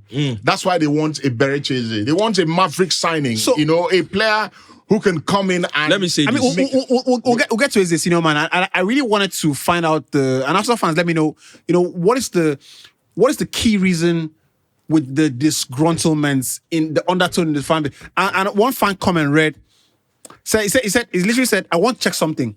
A 23-year-old Cazorla, right, or a 23-year-old Fellaini, who do you think Arsenal Arteta would go for today as a midfield signing? Fellaini. Knowing everything you know about Arteta today, right? Fellaini. And I first read I read it first. I read it first as a banter comment, but I had to read it again. You understand? Yeah. To think that thought process has come from somewhere. So leave the banter aside. Yeah. So let me. What I would say first off, I think that a lot of the dissatisfaction from the fan base comes. I think fans just get excited over new signings. I think there is that. Exactly. Even if it's new signings that they don't need. I honestly think so. If fans say, we're signing a new player. Oh, yes. What the player is going to do, how the player, they don't know. I think there is that. Money laundering, They don't know. There's always that with every fan base. That said, I think also this last comment that you just read, I think puts a lot of things into perspective. With everything that we now know about Cazorla, about Fellaini, about Arteta, a lot of people are saying Arteta will go and sign Fellaini. And it's down to the the history of his signings. The pattern. Yeah. I think that the one player Arteta has been able to successfully sign that's both very good off the ball and good on the ball possibly might be Zubimendi. Declan Rice is very good. Well, not great. On the ball, Zubimendi. Off the ball, Declan Rice. Not great on the ball. Not great. Not elite level on the ball. Yes, exactly. This is a 7 over 10 every day. On the ball, Declan is very good. Okay, you know what? Just for a second, I'm not trying to. Let's say just two of them, for example, that are not outright defensive players, outright attacking players, but they are very good. If you need them to defend, they will defend very well. If you need them to attack, they will do it very well. Because the pattern has been like this brother loves to sign defense first. Yeah. And even his attacking players, the roles he hands them is almost as if it's defense first. So, for example, when you say Martinelli looks like he's regressed or he has peaked or whatever, there's a chance, possibly there, that vitality that is needed it could be the coach that needs to inject. It could be that there's something there that the coach needs to inject. I agree. Let's turn it around. For example, when you signed Madueke, it was the same feeling for me when you signed Kai Havertz. The first day I heard Arsenal were interested in Kai Havertz, I was in shock. I couldn't believe it. I couldn't believe it. No, but this is not the same, by the way. The first day I heard Arsenal were interested in Madueke, I was like, no. This has to be briefing. Of course. Why? Do you understand me? Of course. After a while, the transfer, I kept believing that, no, there's no way. Then the transfer happened. When the transfer happened, I sat back and well, I've always believed that Saka possibly needs another role, not a new one specifically. That he lives here and this is the only one in outdoors. I've always believed that Saka is capable of executing a role in the half space. I've always believed. I've said it here multiple times. Yeah. And then when you brought him out, I felt maybe Arteta wants to try something. Maybe Arteta wants to be able to play Saka in that hole that I've been talking about. And this is just me. I don't know what Arteta has in the work. So that vitality, that extra unpredictability, it could be the coach that needs to do something. Oh, you know what, Martinelli, let's try and see what you do on the right and see if something comes out of there. Let's try and see what you do even through the middle as a number 9. But so unpredictability, it's possibly the coach that needs to put that in there. I think Arsenal have done an amazing transfer window, in my opinion, in terms of incomings. I think so too. Because you signed 6, Abi. So you signed Mosquera, you signed Gyökeres now, Madueke, Zubimendi, Nogard, Arrizabalaga. I think it's a brilliant piece of business. That's an incredible squad. See, I promise you, if you don't win the league this season, if you don't win the Champions League, before we get not there, only Saka, that arrest him. Before we get there, right? That's actually unfair. For me, there is a ceiling of a team. There is a floor of a team, and there's a ceiling of a team. Yeah, right. I think that when you're building a team, it is important to pay more attention to the floor of the team than the ceiling of the team. When you are starting to build. You're starting to build the team. You get. So for me, the floor of the team is down to the players that don't start the team. That don't start. Right? That's the floor of the team. So you look at Man City's team, who are they're for me, they're a reference point in squad building and talent stockpiling. You understand? The flaw of Man City's winning teams was Real Madrid on the bench. Bro, this, you are saying this is the level they are lowest. Real Madrid on the bench, Emerick Laporte on the bench. Do you understand? Right. Scary. Right. Scary. That was the flaw of Man City's team. Alvarez on the bench, you get. The funny thing is that I don't think any team can do that. The ceiling of the team. I don't think any football team now in world football the ceiling of can the team stockpile that amount of quality. But the one we could see is De Bruyne is starting, Aguero starts, Toure starts. You see the ceiling.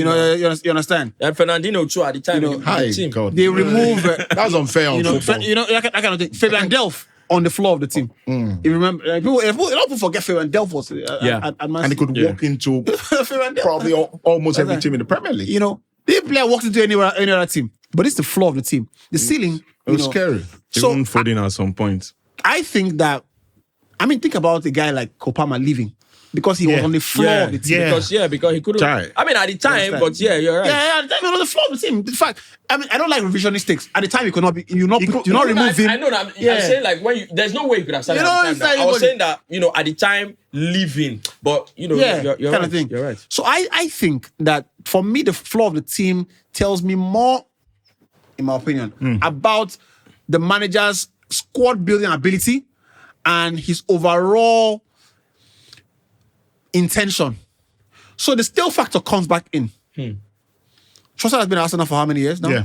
2 years? He will be he's on his way out. Right? He's on his way out. Someone says this thing with so much conviction. No, that's he's on his way out. Keep your. No, he's on his way out. He's leaving. That's why. This morning, I think Aston Villa are having a conversation with Arsenal. Trossard is on his way out. I think Trossard will be out. He won't play much this season. I'll mention. He won't play much. I mentioned 3 players or 4 players that I think should have left Arsenal a year ago. Gabriel Jesus, right? And when I say that, people will say, "Oh, but he scored 15 goals last season." No, did he? 50. No, 15. 15 goals last season. Right. 15. How many games did he play? What I'm saying is, This was injured in January. what I'm saying is, He's been injured all season. Sterling should never have come into the team. Yeah. Right. Sterling was a panic buy. It was a panic buy, but even at the panic buy, it would have been better to promote a player in the youth team Do you understand? than to. I can't believe you guys like got Sterling. it was. Do you understand how Maresca left Zinchenko should Sterling? have left last season. Zinchenko should have left last season. Even Tomiyasu. You understand? No, Tommy. Tomiyasu is a good. Tomiyasu is a good But player. now he's injury now. You keep him in the team. He's injured. Was it not last season that this guy left? What's his name? That left back. What's his name? Tierney. Tierney. Was No, it not Tierney last left season? this. He left this summer. No, this summer. summer. He carried him through last season. So You understand? That's the flaw of the team, right? wait. You I think you want to finish. Yeah, just to finish. Yeah, I think- and I find that for me, that is just bad squad building, right? So it's just bad squad building. Because you think about all the best teams, all the best teams in the world, right? Like Enrique coming to PSG, and what he has said to the owners is, by the way, Enrique is a proper checkbook guy, but you can say he spends his money well, right? He says, Whoever made the decision to let Donnarumma go he says, should be hung and Is shot. Enrique? Which one is whoever? Is He it said, I don't want Donnarumma in the team. Exactly. He said, I made Something must have happened. Something must have happened. The owner, I'm sure the owner will look at him and say, Jesus Christ. Which kind of wahala? What kind of more money. Something must have happened. No! He said he wanted Enrique to said he profile. reduced the salary to a new Donnarumma stage. said he reduced the salary. He for used the them. word, you I know- want a different profile. Yeah. Do you know what my problem is with that different move? profile. Do you know what? But Donnarumma get mistake that for him, but doing now it? I no like him. Is it that- He is- get is it plenty that mistake. different The other profile? one where they put 9 chop 2 yesterday. No, that's No, me different no chop, profile. bro. Where you Me see no ball chop. for ground, wait for Barry come on. He carry and put for net. Different profile. The kind thing when you go see Baba ball, Donnarumma do that thing where this is Baba when he talk. He go and Donnarumma is wear. the reason I don't- PSG won the Champions League I'm last telling season. you. That's Donnarumma is that's the reason- my problem with Enrique's He's decision. the reason PSG That's my won problem the with Enrique's Because decision. if that I Odegaard think- goal enter, they will gone. go beat PSG. Senior man, you don't waiting concern us now with.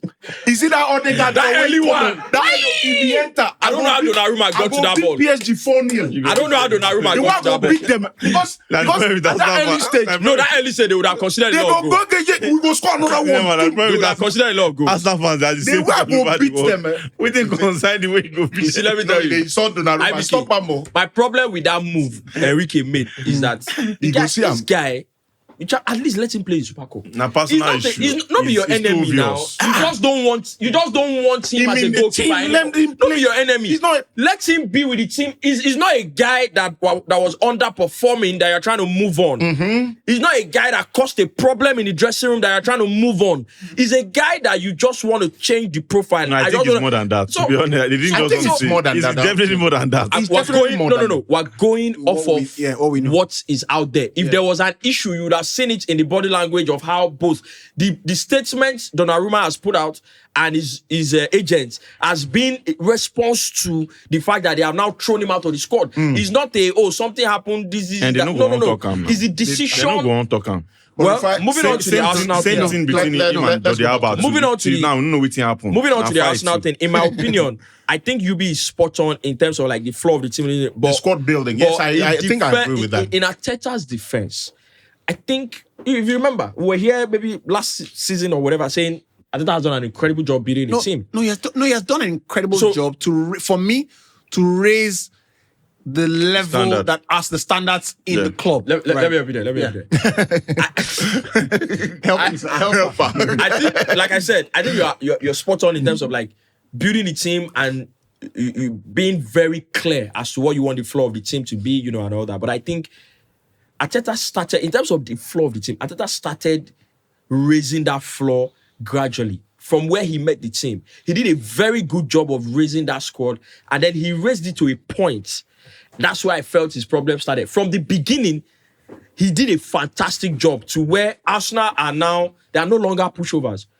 For me, that's the biggest indication of where your flaw does to you, for you as a team.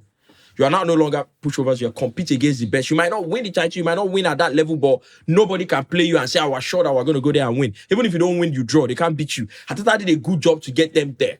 So now we're here. We can compete. We can fight anybody.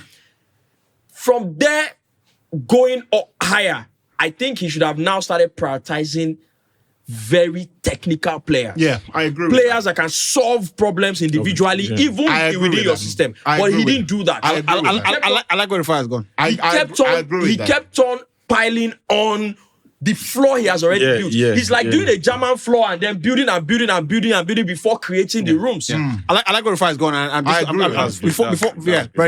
actually good. And before I segue into the next, just to wrap up on Arsenal, I wanted to talk about. Also, I was watching the Super Cup game last night, and I looked at the lineup, and I saw obviously PSG are in preseason, so they don't have the full repertoire of their players. Yeah. But I think they have the players. They're not just. They have not just gotten to. There's no match. Is it Zap? The Zip? It's not there yet. So I saw this lineup and I saw Desiree Doué in midfield. In the midfield, yeah. And I put out a tweet, you can check it out. And I said, this is the same level, same thing that Pep was doing with Bernardo Silva and David Silva. Yeah, I saw the tweet. Right. Now, that can only happen in a team, right?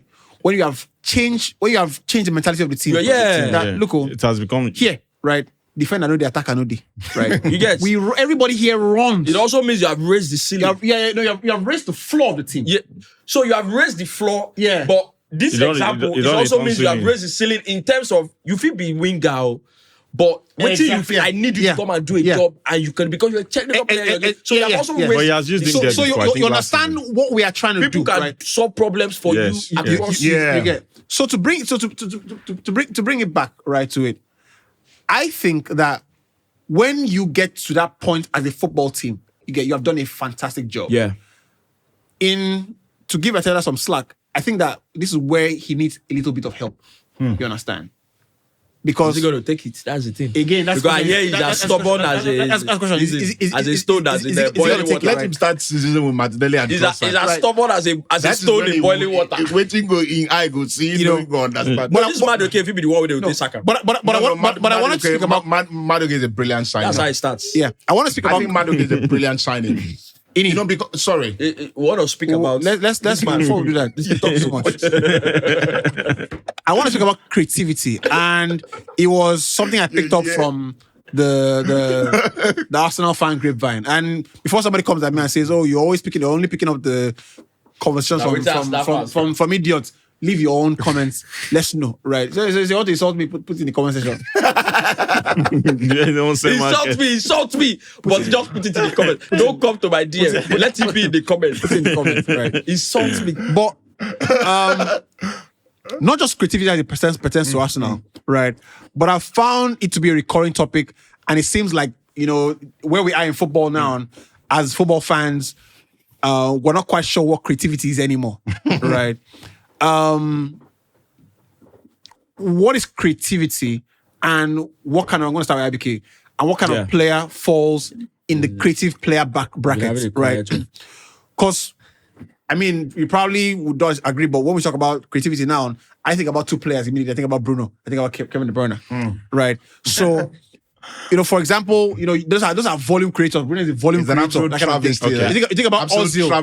Absolute travesty that Cole Palmer is not before Bruno. You think about in that conversation. You think about Ozil, Fabregas, right, and Co. It's good. God will bless you. God will bless you that you measure Ozil. Yeah, while we're talking about Arsenal. I just remembered something I had in mind about Arsenal. And let it go. So this came because I read a comment that said, I actually rate Odegaard. This is a fan comment. Said. But it's so funny how he gets praised for working hard because he presses despite being immobile in the final third. Meanwhile, Ozil was called lazy, right? When in reality, the amount of movements, runs covered, lateral, vertical, he made, Ozil was way ahead. And I wanted to ask, what is creativity these days? So there are two types of creativity. The ones that start off the creative journey when the team is transitioning, and the God ones, not punish you. And because the ones, that thing say what is social studies? Social studies is stories of social beings. and the ones that end it. Now this is what I'm saying. Please say this thing again. This is what you just said. You don't forget. Creativity has two dimensions in a team. Yeah. There are players who start the creative movement, and there are ones who ends it. Yeah, what's that creative movement? The ones who start it is a player like Pedri. That's why you don't have stats for Pedri to show you that he has an assist or he has a goal. Very good point. But still, But Pedri opens up a lot of space in the opposition half. His movement will create space for the final person to make the final pass. Why the major creativity that gives you assist comes from someone like Opama, who has vision. Who has a technique to deliver. It has to be vision too. It has to be vision. It has to be vision because if you're in a flat ground in the field, you see everybody equally. So you need to have that vision to see that this person is free before you can send the ball in. I became a science student. Do you understand? That's brilliant. Actually, very brilliant. So I think that depending on what the team wants, do you want Pedri kind of creativity? Do you want Kopama kind of creativity? Or do you want the two in a team? It's very difficult to have the two of them in a team. Where does a guy like Odegaard fall into? So Odegaard is, I think, is more of Pedri. Because I want to figure out what Arsenal fans the problem but doesn't have the abilities of Pedri. Let me say this, IBK. Yeah. I think you made it very well. Before you make that point, right? I don't know if you see that picture on Twitter where one guy built beautiful house, fantastic house. They say bed. The land within the house. They say you feel sleep for room, make you roll, enter parlor. They say this house, you visit for toilet, if it's room, find yourself for toilet. They say this house. On the side. So the person who build your house is not a horrible person. The house is on the solid. The house is normal inside. The land is like Don't this. be like, Yes, now. see, let me tell you. I beg. They say if they kitchen, they whole knife, careful. Oh, one day you could not see your TV. Before night, go fly, go chook person where they watch match. Somebody say how baby go take crow for this house. I mean, this thing where this guy just post, make take celebrate. Make take celebrate. I don't tell people, stop posting your wins on social media. Don't do anything for me, make I post them online. I go kneel down like this with my wife. Thank God, leave it there. Thank God. I know if you post that for Oh, God. If I post that, maybe I go say Twitter America or Twitter. Don't worry, we'll find its way here because we're everywhere. So My God. I think, for example, Be careful how you hold that. Say, do you still have this car? He say yes. He say, I'm not surprised. Never like I want to show them. Say, is this car still available? Yes. Say, I'm not surprised. I'm not surprised. Okay, that car. The person say he won't buy. He say, I buy, I don't come. He say, sorry, is this car still? He say, yes, very much available. He say, I am not surprised. I'm not surprised. Because what's going to buy this car? Because nobody can buy out. I can get a 6 lights. I realize they won't sell on 5 million. So I'm not surprised. That's it. See, for the chat, that's the end of the message. No, Nigerians are hard. Why not though? We're heartless. People don't they laugh like this. You know what you want to do? We don't know say the situation of this country. If you don't laugh, you go cry. We play too much. We play too much. My brother, you're helping me out. So you see, with Odegaard there, I think with everything IBK said, you are right in terms of like Odegaard seems to be like a Pedri group of creative players. But I think the reason Arsenal fans have a problem with him, because I remember saying here that I don't think he deserves that much, criticism, because I don't think his performance has dropped, even if he's not scoring and everything. Yeah. But right now, I have to go back and say, with everything that happened last season, genuinely his performance has dropped to a to an alarming situation.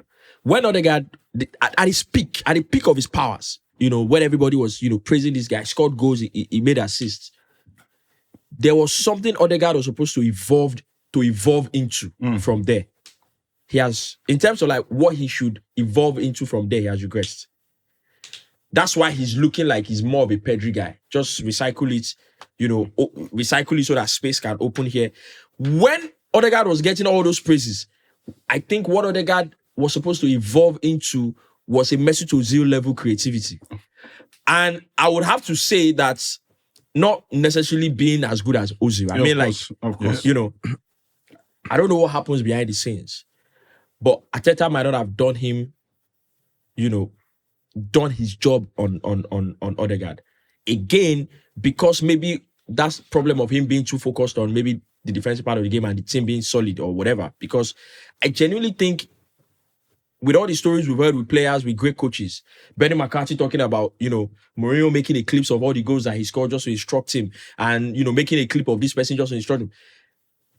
If I was Arteta, I'll be sitting with Odegaard and playing him clips and playing him Mesut Ozil clips and saying, because in terms of creativity, and the reason this thought came to my head was because I saw a clip of Mesut Ozil recently and I'm like, this is where Odegaard should be growing into from where he started.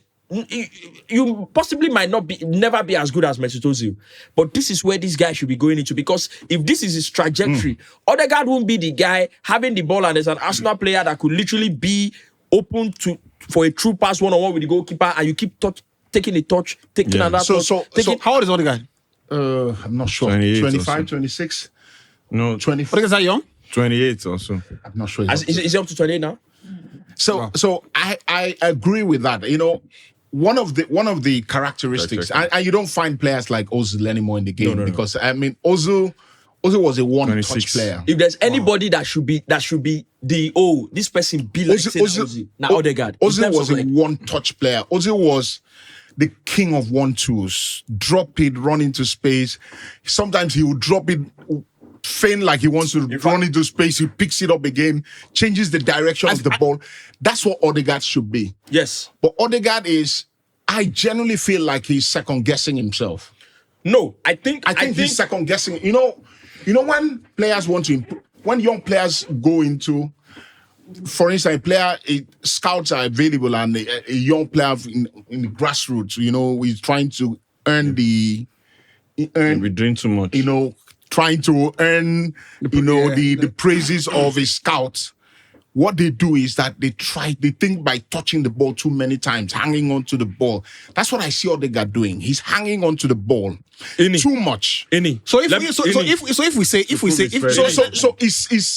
That's why I say that I think that he's second guessing himself. he's hanging on to the ball too much, but I don't think the problem is he's thinking, if I'm very nifty on the ball, you know, and he's very skillful. Odegaard, bro, he's very skillful. He has always done that. Anyway. I can put him side by side. I think he's just more forceful, but I can put him side by side with Cole Palmer. I think Cole Palmer, in terms of My God. when he picks the ball up, you know, he's not trying to be Mason on the ball. I think he's just a creator. so because Cole Palmer. Like what he said, the word you use is what? The poster boy for creativity.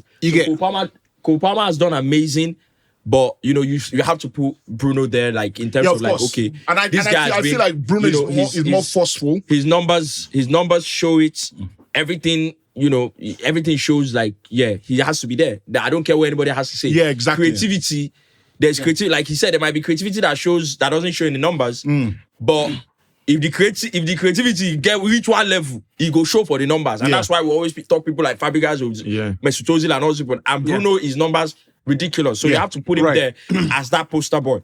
What I was going to say about Odegaard is that I agree with you that he takes too many touches, but I don't think it is because he second guesses himself. I think it is because the primary goal in the team is to play safe. That's why I think the problem is.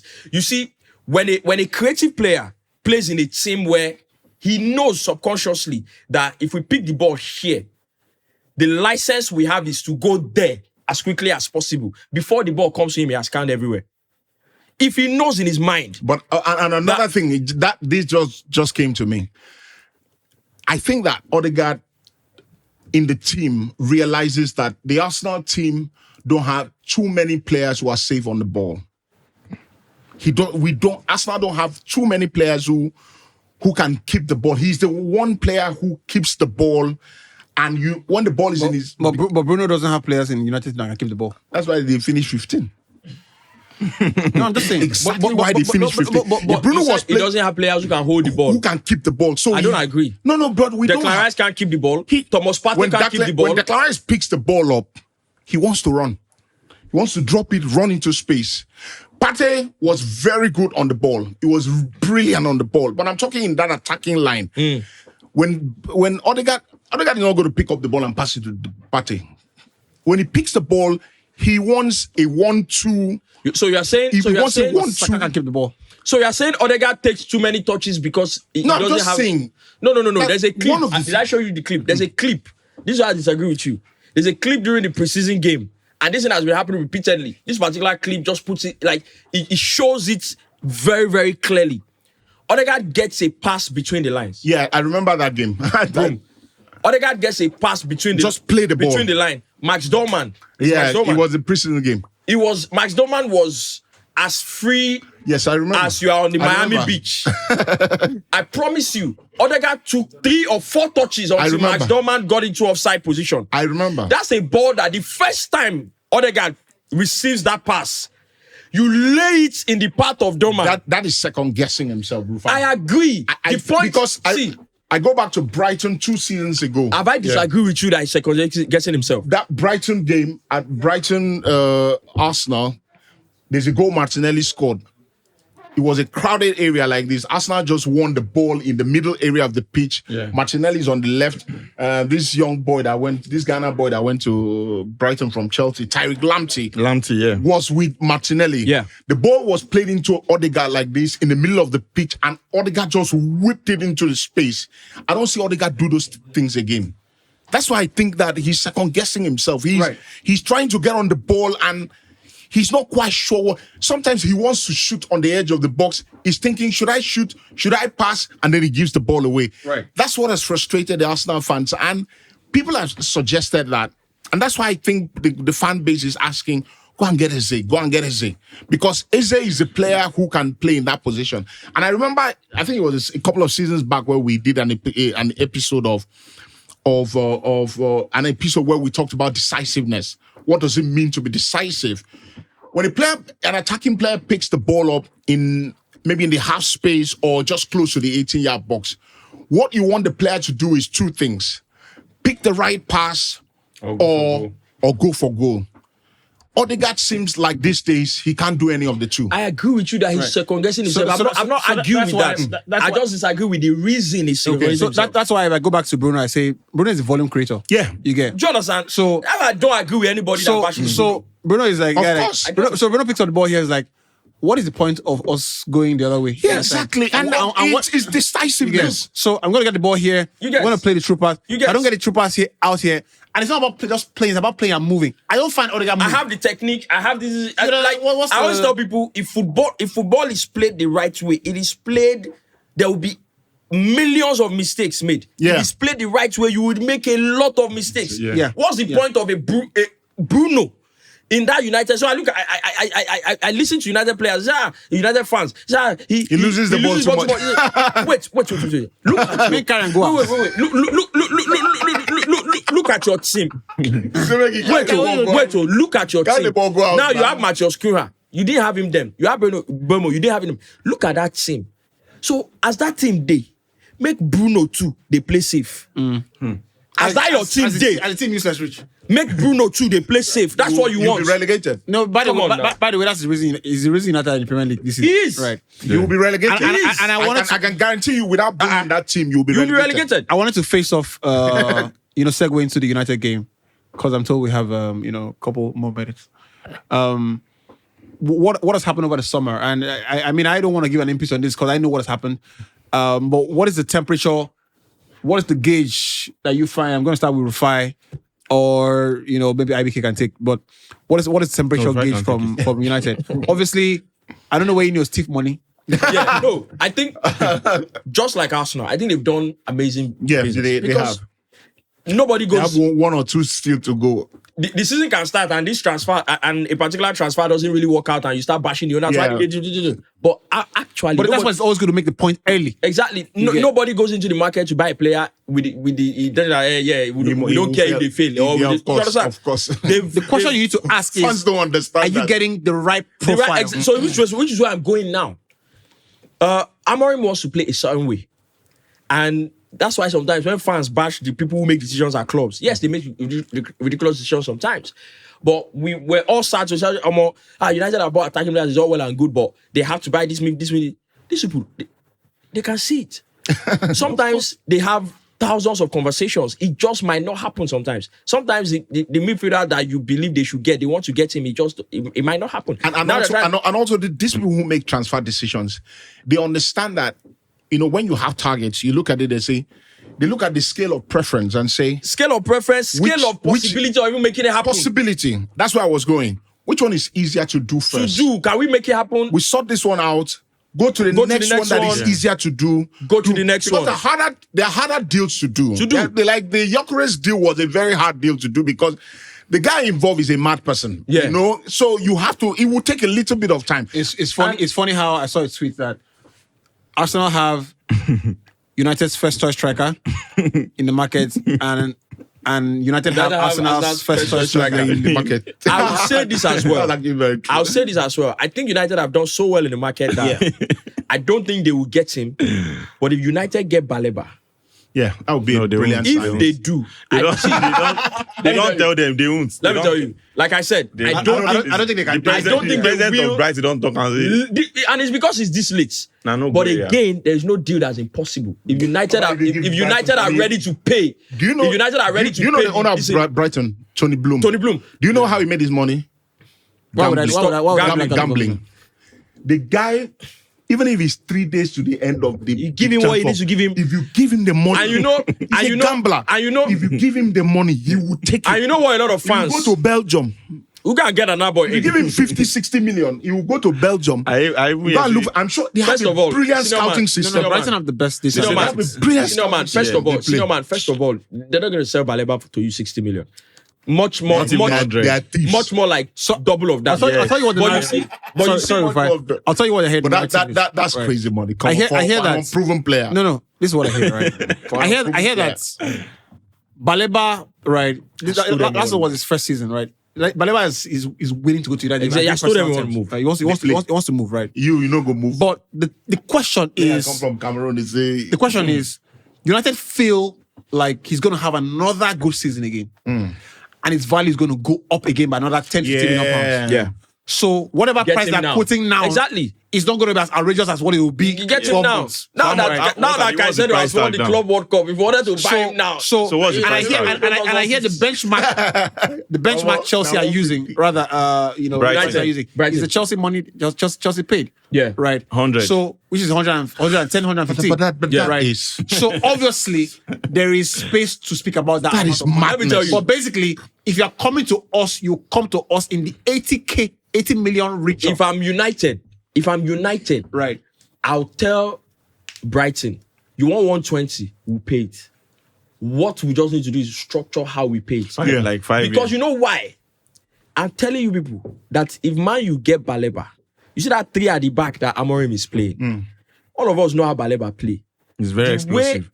The way Amorim is playing from that Sporting, all this build-up that people are doing, Amorim doesn't do slow build-up. It's pure runners.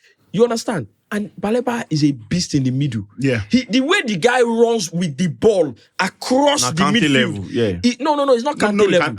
It's not Kante level. No, I'm not saying it's being explosive. Like put Kante, call anybody names. If he grows, what he's showing us, in my opinion, last time you saw it, Michael Essien, Yaya Toure running through the midfield. I'm not saying it's as good as them. Yeah. I'm saying having the ball. Profile. Do you know how difficult it is to have the ball, have it under control, and you are moving and you are getting past people, hitting you, and you are riding the challenges. And it takes a certain level of confidence. You understand? To be able to pick the ball and go through. Because see, when you make mistakes on the wing, people can cover up. When you lose the ball the middle, in that central area, you are dead. At this his age, he makes those runs and he still makes almost a perfect final decision. Yeah. He makes those runs sometimes, he puts it in the top corner. Yeah. He makes those runs sometimes, he plays a fantastic pass. If United gets him, the same way if to say Liverpool don't buy Caicedo, every day I watch Caicedo play, I give glory to God and the Chelsea owners that they didn't allow Liverpool get him. Yeah. If Baleba goes to United, what he's going to grow into with the system that they play. Their midfield, in my opinion, more or less sorted. I think they already have a scary attack. Yeah, the attack is solid. You get. I think the key thing for me in transfers is when you make transfers, and every club will do transfers according to their needs. Yeah. But you have to ask yourself, would this player play in that team? Right? If you understand. I think the 3 players United have signed play in any top 3 team. However, you understand? Top 3? However, let me say this. I'm not sure. Let me say this. However, hold on. I'm not sure. No, I'm not disagreeing with you. I'm just gonna ask, right? What top 3 team does, aside Musala, right? Doesn't Mbeumo not play? Mbeumo doesn't play ahead of Saka. No, he doesn't. Mbeumo doesn't play ahead of Saka. He doesn't. He doesn't. So Yeah. He doesn't play ahead of Savinho. Liverpool. So Arsenal, Liverpool. He doesn't play ahead of Savinho. No, he plays ahead. No, Sabino. Who is Savinho with the one side? Sabino, where they go Tottenham. if you believe that's fantastic. He doesn't play ahead of Cole Palmer. Yes. He doesn't play ahead of. No. Cole Palmer doesn't play. He doesn't play No, the Palmer right is wing. the right wing. No, He's the right wing guy. His job is saying now, we don't No, move no, out. no, but he will win the team. Right winger. It's not. It's not right wing. It's not right Palmer is wing. like Phil Foden. He's a number 10. He's like Cole Palmer is a Like all these players. Moving on. Let's go. Anyway, let's not deviate. Cole Palmer, Mbeumo. This man. Cole Palmer. This man- Mbeumo plays ahead of This man living there. Neto. You're right. You're No. right. No, yeah, He's he's playing right. ahead of Neto. No, Neto easily. Neto But that's my view on things. I want to speak about the game itself. You know, what amount of consequence does the game Premier like League that is have? back. No, Obviously, there's no consequence. There's no consequence. I always feel like it's game match day 1, and you know, like it or hate it, it's still preseason, really. You know, players are still trying to. No, it's still preseason. You're on the because guide. It's It's still preseason. No, preseason in a way that You don't need guide you know, yourself. no, it's not. It's a match they won. It's still preseason. You know, it's still He dey guide. preseason in a way. No, it's not guiding. Keep the same energy No, when you dey for group. This is No. Keep the same energy. No. I go knock my. Don't worry. He says on I'll our be match. I'll be at a come match day Join us 1. there. Pull up. They say preseason. Arsenal Match will be- day Arsenal will be 1. mine, don't worry. It's not a problem. Let me put it on record. But- Let me put it on record. No, you Speaking was of- talking about consequence. I was like, consequence, Okay. like if you lose one match they won, that's why I say it's We no, go banter you. That's the consequence. no, We go back. no. What do you think happens in the game? Speak no evil. That's all. So looking at their last game, that's Arsenal and Man United, like differently, the last games they've played. I'm still not sure about the United team, to be honest. There's still this doubt. Like, can they do it? We have a new season, and I'm still doubting Amorim, I'm sorry. But going into a game like that and you are still not sure of, can United really beat teams now? I think it's going to be not so easy one for Arsenal, but quite comfortable win for Arsenal. The best games Amorim, some of the best games he played last season was against the better side, mind you. You know, Liverpool, Let's the say. Arsenal. Yeah, I want to ask you, right?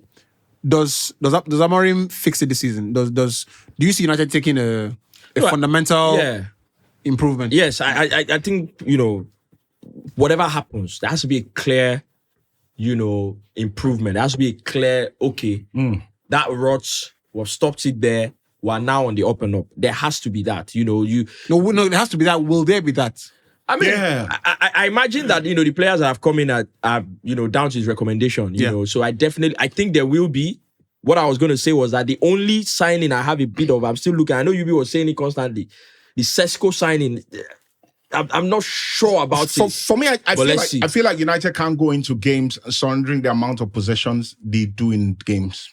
You can't play Newcastle and Newcastle dominating possession. I can understand if you play Liverpool and you surrender possession. They're better than you. I can understand if you play Arsenal and you surrender, they are better than you.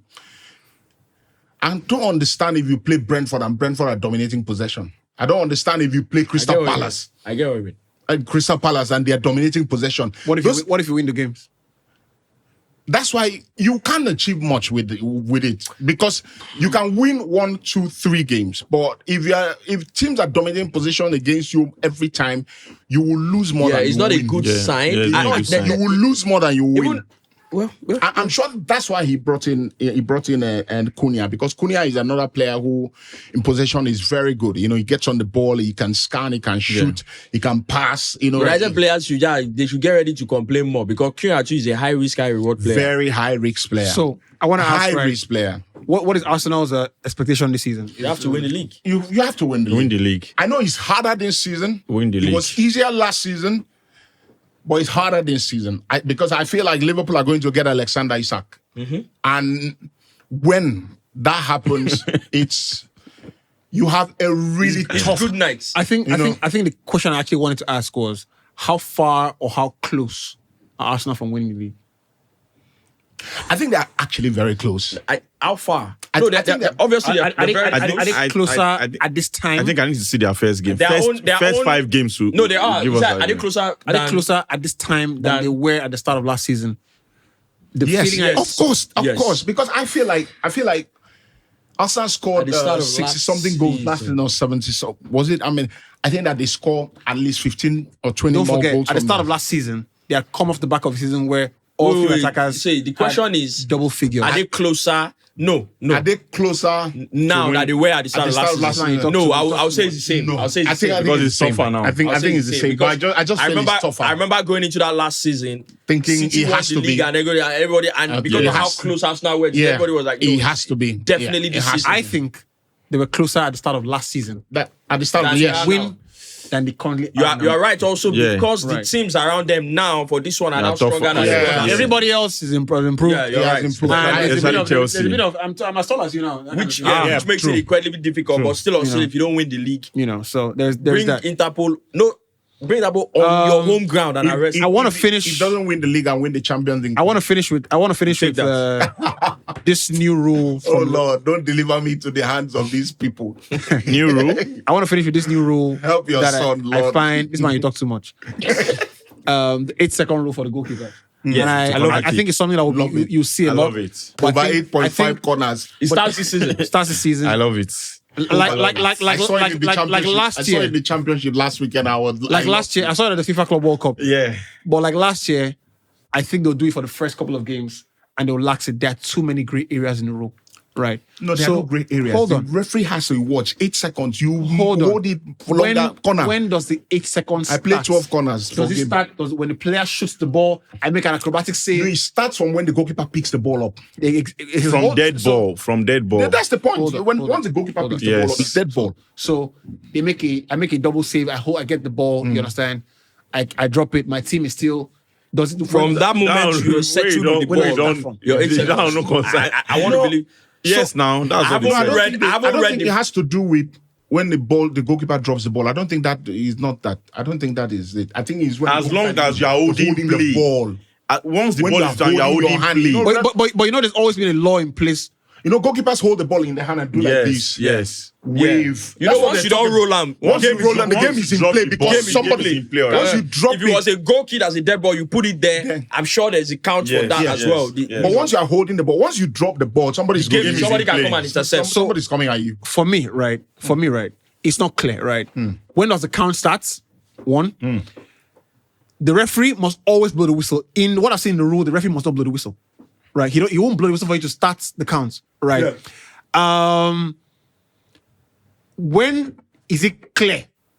Who starts? Who starts it? So, for example, right? Yeah, I'm beginning to see what you're saying. If the goalkeeper makes a great athletic save, right, and hangs onto the ball, does the clock start from that time, right? Or is it when the goalkeeper has passed the ball to another player, right, and they pass it back to him, and he's holding onto the ball? I find that there are too many. No, this is they explained it. The This purpose is of sorry. the rule, first of all, is to make sure the goalkeepers do not hold on to Waste the time. ball. Yeah. That's Do not waste general time idea. from Yeah, Right. just to eradicate resuming time wasting, play. yeah. So I'd imagine this scenario that you just, you make a save, you have the ball, you pass it. Once you pass it to your defender, the game is in play. The opposition is already attacking you, whether he passes back to you or not. The game is now in play. Is it when And he you know, is it when he it's also drops the withdrawing. ball? That when he drops the ball, as far as the ball is still, is it a game in you play? make a save. Right. Once you make a save, Right. now you are back on your feet. You have the ball. The time starts. It starts. Once you drop it on the ground, the game has started. Yeah, The game has started. You'll be 8 So seconds. there's 8 no seconds is a reason. lot. If you just can't- hold on to it, you before, know if you make save now, can't they hold ball. No. You need once you make a save and you balance, the time And starts. you know, it's with throw-ins too. You know, with throw-ins, if you hang on to throw-ins longer, it's the same thing. Hang on to throw-ins, so they'll give it to the opponent. No, Yes. because the consequence, I was going to say, the consequence Over of this 10.5 rule. corners. Consequence of this rule. God, now is that one concerns once me, bro. you If hold I on get to like it, 12 games every weekend, corner is I'll given get against you. 35,000. Yeah, that kind of thing. corners, yeah. And I find that- Arsenal will be happy. I find that a lot of teams need to We'll brief. consider a lot they'll of train on corners it. because of that They'll train on it. weary raya. Yeah. Goalkeeper trainers now Yeah. they don't get more work with that. So in your head, So- you have to know 8 seconds. Right. Like in your head. That's easy now. So I think that's where we leave it for today. We need to touch on Liverpool next week. I want to touch on Man City as well. Because when every season starts, Man City will collect, sha. you speak about the contenders and of course the defending champions. So Predictions. we couldn't quite do it. I think we'll just have to lead the predictions. I think we'll just do All right. Arsenal United. It's a new season. Arsenal win? It happens. Arsenal to win. Comfortable win. Right. I think Arsenal win or draw. Old Trafford. You the hedge. You guide. Old Trafford draw. Draw. I think United win. Winners chapel. I think United win, right? Let us know what you think happens in the new season. I want to thank you very much indeed, gentlemen, for making it to the show. Of course, we're back at it. Back. I want to appeal Back. to all our viewers. Right. We need to share the podcast more. We need to comment more. Yes, so- and I know you yes, do a lot so- already, but we need to do a lot more. And Let everybody know that we are back. Yep. Yes, so That's how we live it. Yeah. Gentlemen, thank you so much. We'll see you very soon. Bye-bye.